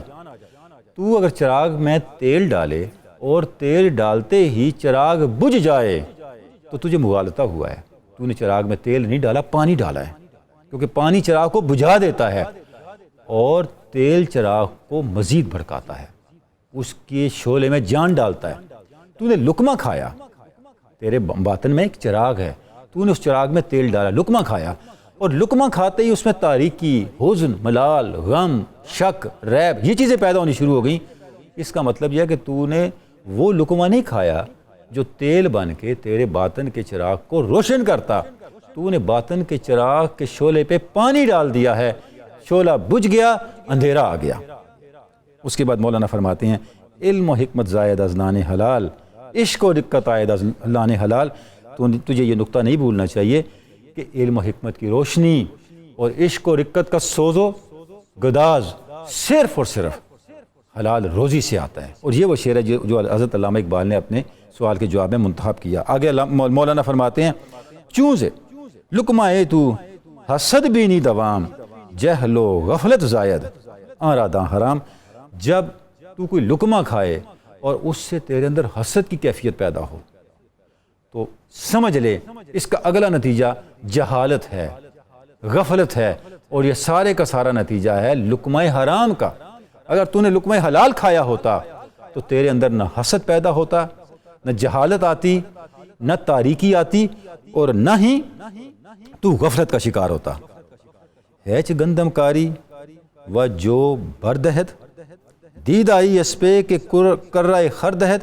تو نے یہ کبھی دیکھا کہ گندم بوئی ہو اور اس سے جو پیدا ہو جائیں؟ تو نے یہ کبھی دیکھا کہ گھوڑا ہو اور اس کا بچہ گدھے کا بچہ ہو؟ ایسا نہیں ہوتا۔ جو بیج بویا جاتا ہے ویسا ہی پودا اگتا ہے، جیسا پدر ہوتا ہے ویسا ہی پسر ہوتا ہے، اس میں فرق نہیں آ سکتا۔ لقمہ تخمست و برش اندیشہ لقمہ بہر و گوہرش اندیشہ۔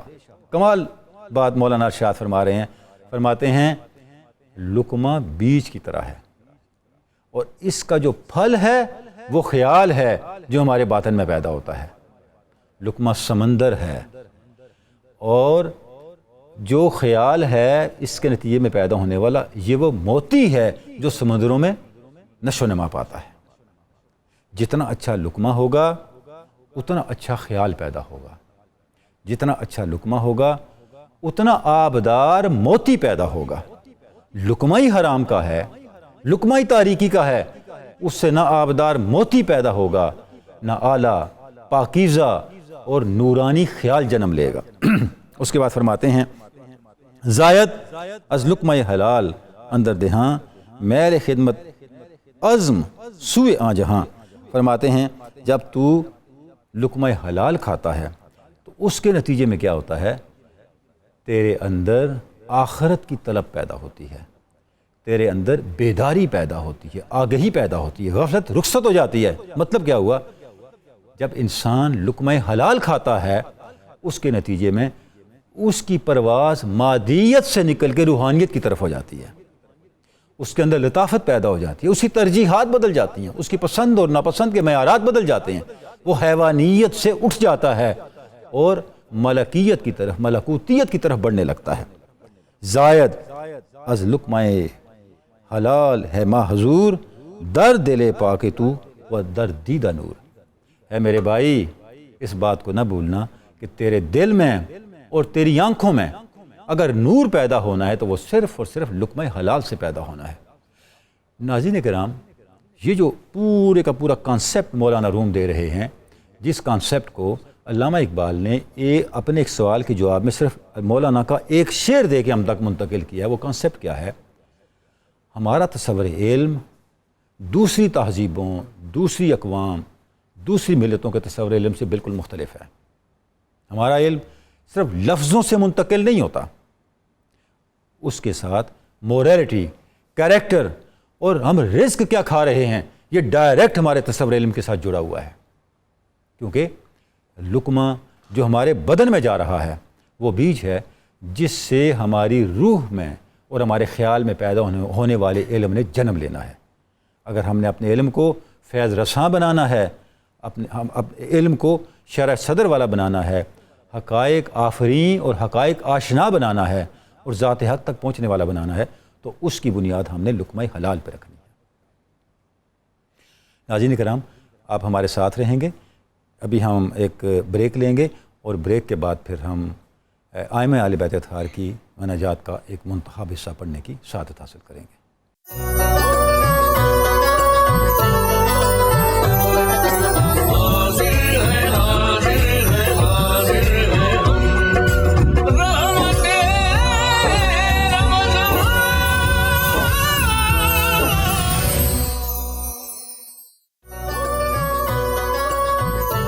ویلکم بیک ناظرین کرام، اب وقت ہوا ہے ائمہ اہل بیت اطہار کی مناجات سے ایک منتخب حصہ پڑھنے کا۔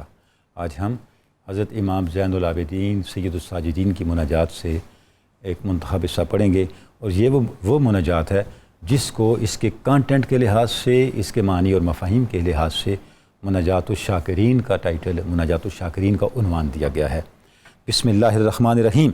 الہی ازہلنی عن اقامت شکر کا وتتابع طول کا وآجزنی عن احصاء ثناء کا فیض فضل کا۔ اے ہمارے اللہ، اے ہمارے معبود، تیری مسلسل عطاؤں نے اور تیری لگاتار بخششوں نے مجھے تیرا شکر ادا کرنے سے غافل کر دیا، اور تیرے فضل کے تواتر نے مجھے تیری ثنا، تیری تعریف اور تیری عظمتوں کے اعتراف و بیان کا اندازہ کرنے سے عاجز کر دیا۔ وشغلنی عن ذکر محامد کا وترادف اوائد کا وآیانی عن نشر عوارف کا توالی ایادی کا۔ اے اللہ، ہے میرے مالک، ہے میرے معبود، تیری پے در پے ہونے والی مہربانیوں نے مجھے تیری تعریفوں کے بیان سے بے دھیان کر دیا، اور تیری مسلسل نعمتوں نے مجھے تیرے احسان کے ذکر سے تھکا دیا۔ وہذا مقام و معنی تعارفہ بسبوغ نامائے وقابلہا بالتقصیر وشاہد علی نفسہ بالاحمال والتضییع۔ اے میرے اللہ، یہی وہ مقام ہے اس شخص کا جو تیری نعمتوں کا معترف ہے اور ان پر شکر کرنے سے قاصر رہا، اور وہ اپنی اس بے دھیانی پر، اپنی اس بے فکری پر اور تیری ان گنت نعمتوں کے موجود ہونے کے باوجود تیری حمد و ثنا کا کما حق ادا نہ کرنے پر خود گواہ اور خود اس کمی کا اعتراف کر رہا ہے۔ وَأَنْتَ رَؤُوفُ الرَّحِيمُ البر الکریم الذی لا یخیب قاصدیہ ولا یطرد عن فنائہ عاملیہ۔ اے اللہ، تو ہی وہ شفیق اور مہربان، عطا کرنے والا اور حسن سلوک کرنے والا ہے، جو اپنی بارگاہ کی طرف آنے والوں کو نا امید نہیں لوٹاتا، اور اپنی بارگاہ سے آرزو رکھنے والوں کو، آرزو مندوں کو اپنے آستان سے دور نہیں کرتا۔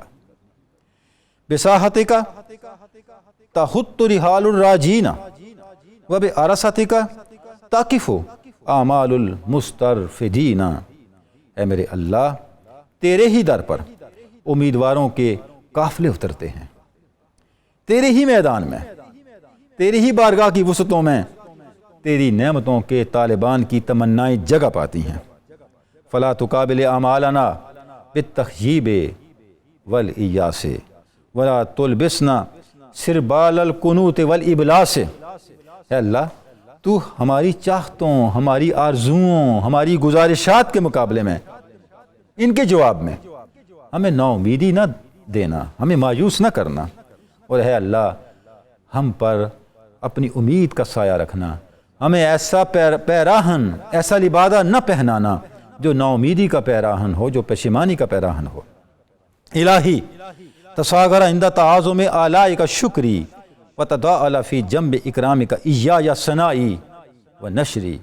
اے میرے معبود، تیری عظیم تر نعمتوں کے سامنے میرے شکر کے سجدے ہیچ ہیں، بے حیثیت ہیں۔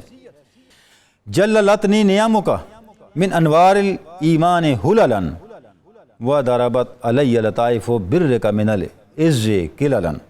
اے اللہ، تیری نعمتوں نے مجھے ایمان کے نورانی حلوں سے ڈھانپ لیا ہے، اور تیری خوش آئند بہلائی نے مجھے عزت کے تاج پہنا دیے ہیں۔ وَقَلَّدَتْنِي مِنَنُ كَالْقِلَائِدَ لَا تُحَلُّ وَتَوَّقَتْنِي أَطْوَاقًا لَا تُفَلُّ۔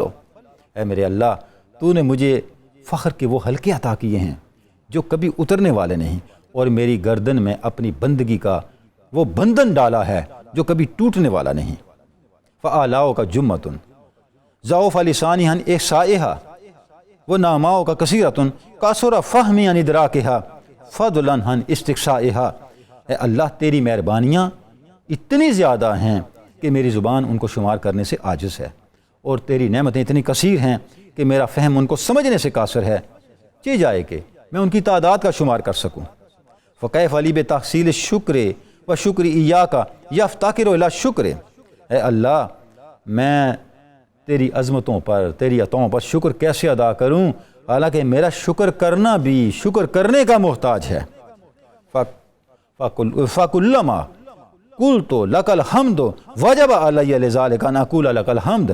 اے اللہ، جب میں تیری حمد بھی ادا کروں تو یہ تیری توفیق سے ہے، تیری حمد کرنے پر بھی مجھ پر یہ واجب ہے کہ میں تیری مزید حمد کروں، اس حمد کرنے کی توفیق پر شکر کرنے کے لیے۔ الہی فَكَمَا غَزَّيْتَنَا بِلُطْفِكَ وَرَبَّيْتَنَا بِسُنْعِكَ فَتَمِّمْ عَلَيْنَا ثَوَابِكَ النِّعَمِ۔ اے اللہ، جس طرح تو نے ہماری اہلیت، ہماری اہلیت کے بغیر، ہماری کوشش کے بغیر اپنی عطاؤں سے غذائیں دی، پالا، رزق دیا، اور اپنے احسان سے پرورش کی، اے اللہ تو اپنے وعدے کے موافق مجھ پر اپنی بقیہ نعمتیں بھی، کثیر نعمتیں بھی مجھ پر عطا فرما، مجھ پر ان نعمتوں کی بارشیں فرما۔ وَادْفَعْ عَنَّا مَكَارِهَ النِّقَمِ وَآتِنَا مِنْ حُظُوظِ الدَّارَيْنِ أَرْفَعَهَا وَأَجَلَّهَا عَاجِلًا وَآجِلًا۔ اے اللہ، تو ہم پر سے عذاب کی سختیاں دور کر دے۔ اے اللہ، ہمیں دنیا اور آخرت میں بہتر اور بیشتر عطاؤں کا حصہ عطا فرما۔ وَلَكَ الْحَمْدُ عَلَىٰ حُسْنِ بَلَائِكَ وَسُبُوغِ نَعْمَائِكَ حَمْدًا يُوَافِقُ رِضَاكَ وَيَمْتَرِي الْعَظِيمَ مِنْ بِرِّكَ وَنَدَاكَ یا عظیم یا کریم برحمتک یا ارحم الراحمین۔ اے اللہ، اب بھی اور اس کے بعد بھی تیرے لیے ہی حمد ہے، تیری بہترین انعامات پر، تیری طرف سے ملنے والے بہترین انعامات پر اور تیری کثیر نعمتوں پر تیری ایسی حمد۔ اے اللہ، میں تیری ایسی حمد کرنے کی کوشش کرتا ہوں، آرزو کرتا ہوں جو حمد تیری رضا کے موافق ہو، یعنی اس حمد کے نتیجے میں تیری خوشنودی میسر آئے، اے اللہ، اور تیرا عظیم احسان اور بخشش حاصل ہو۔ اے بہت کرم کرنے والے، اے بہت رحم کرنے والے، تیری رحمت کے توسل سے، تیری رحمت کے طفیل تیری بارگاہ میں ساری یہ گزارشات پہنچاتا ہوں، پیش کرتا ہوں، اور تو ان گزارشات کو، میری ان التجاؤں کو درجہ قبولیت پہ فائز فرما۔ ناظرین کرام، اس مناجات میں ہم دیکھتے ہیں کہ حضرت امام زین العابدین نے کس طرح اللہ رب العزت کی بارگاہ میں اللہ رب العزت کی طرف سے ملنے والی ان گنت لا شمار لا تعداد نعمتوں کے جواب میں شکر اور حمد کرنے کے حوالے سے بندے کی عاجزی، نارسائی اور ناتوانی کا اعتراف کیا ہے۔ شکر یہی ہے کہ بندہ کسی بھی لمحے اللہ رب العزت کی عطاؤں سے غافل نہ ہو اور اپنے آپ کو اللہ رب العزت کے کرم کے بجائے خود ہی ان کا مستحق نہ سمجھنے لگے اور ان عطاؤں کو اللہ رب العزت کی عطا کے بغیر آنے والا نہ سمجھے۔ یہ وہ رویہ ہے ناظرین کرام، اللہ رب العزت کی بارگاہ کے ساتھ تعلق کا وہ تناظر اور وہ جہت ہے جو اللہ کے کرم کو انشور کرتا ہے اور اللہ کی گرفت کو انسان سے ٹالتا ہے۔ ارشاد ربانی ہے، ما یفعل اللہ بعذابکم ان شکرتم وآمنتم وکان اللہ شاکرا علیما۔ اللہ کو کیا پڑی کہ اللہ تمہیں عذاب میں ڈالے، ما یفعل اللہ بعذابکم، حالانکہ تم ایمان میں کامل ہو، تم شکر کرنے والے ہو، کیونکہ اللہ بڑا قدردان ہے اور بڑا جاننے والا ہے، وہ شاکرا علیما ہے، وہ تمہارے معمولی سے معمولی عمل کی بھی قدر کرنے والا ہے، اور وہ تمہارے دل کے اندر چھپے ہوئے احساسات بندگی سے بھی آگاہ ہے۔ اگر تم حقیقی معنوں میں شکر کے راستے کو اختیار کر لو، ایمان کے راستے کو اختیار کر لو، تو اللہ رب العزت کبھی بھی تمہیں عذاب میں مبتلا نہیں کرے گا۔ اور اس آیہ مبارکہ کے مزاج ہی ناظرین گرامی جب ہم دیکھتے ہیں، انداز تخاطب بھی جب ہم دیکھتے ہیں، تو لگتا ایسے ہے کہ اللہ رب العزت کی بارگاہ سے کرم، لطف اور عطا تو امٹ کے بندوں کی طرف آ رہی ہے، لیکن بندوں کے رویے، بندوں کے جو اللہ رب العزت کے ساتھ تعلق کے حوالے سے غفلت اور اللہ رب العزت کی معرفت کے باب میں کوتاہی اور ما قدر اللہ کا قدر ہی کے اوپر جو گامزنی ہے، یہ وہ اسباب ہیں جو بندے کو اللہ کی عطا کے بجائے اس کی گرفت کی طرف لے جاتے ہیں۔ ورنہ تو ما یغفر اللہ بعذابکم اتنا بڑا اعلان ہے، اتنی بڑی خوشخبری ہے کہ اللہ رب العزت کی بارگاہ سے ماؤں سے بھی زیادہ، 70 ماؤں سے بھی زیادہ شفقتیں، رحمتیں اس آیہ مبارکہ کے مطابق بندوں کے اوپر برستی ہوئی نظر آتی ہیں۔ اور اس کے بعد جو حضرت امام نے ثواب نامہ کا ذکر کیا، یہ بھی قرآن مجید کی براہ راست آیہ مبارکہ ہے، جس میں اللہ رب العزت نے یہ بشارت دی ہے کہ اللہ نے تمام نعمتیں تمہارے لیے مسخر کر رکھی ہیں، بشرطے کہ تم اپنے آپ کو شکر کے ذریعے سے ان کا اہل ثابت کرو۔ ناظرین کرام، بارگاہ رب العزت میں دعا ہے کہ ہمیں امام زین العابدین کی مناجات کی برکتیں حقیقی معنوں میں عطا ہوں۔ اس کے ساتھ ہی کراچی میں اس وقت سحر کا وقت ہو رہا ہے، ہم آپ سے اجازت چاہیں گے، انشاءاللہ کل دوبارہ ملاقات ہوگی، تب تک کے لیے خدا حافظ۔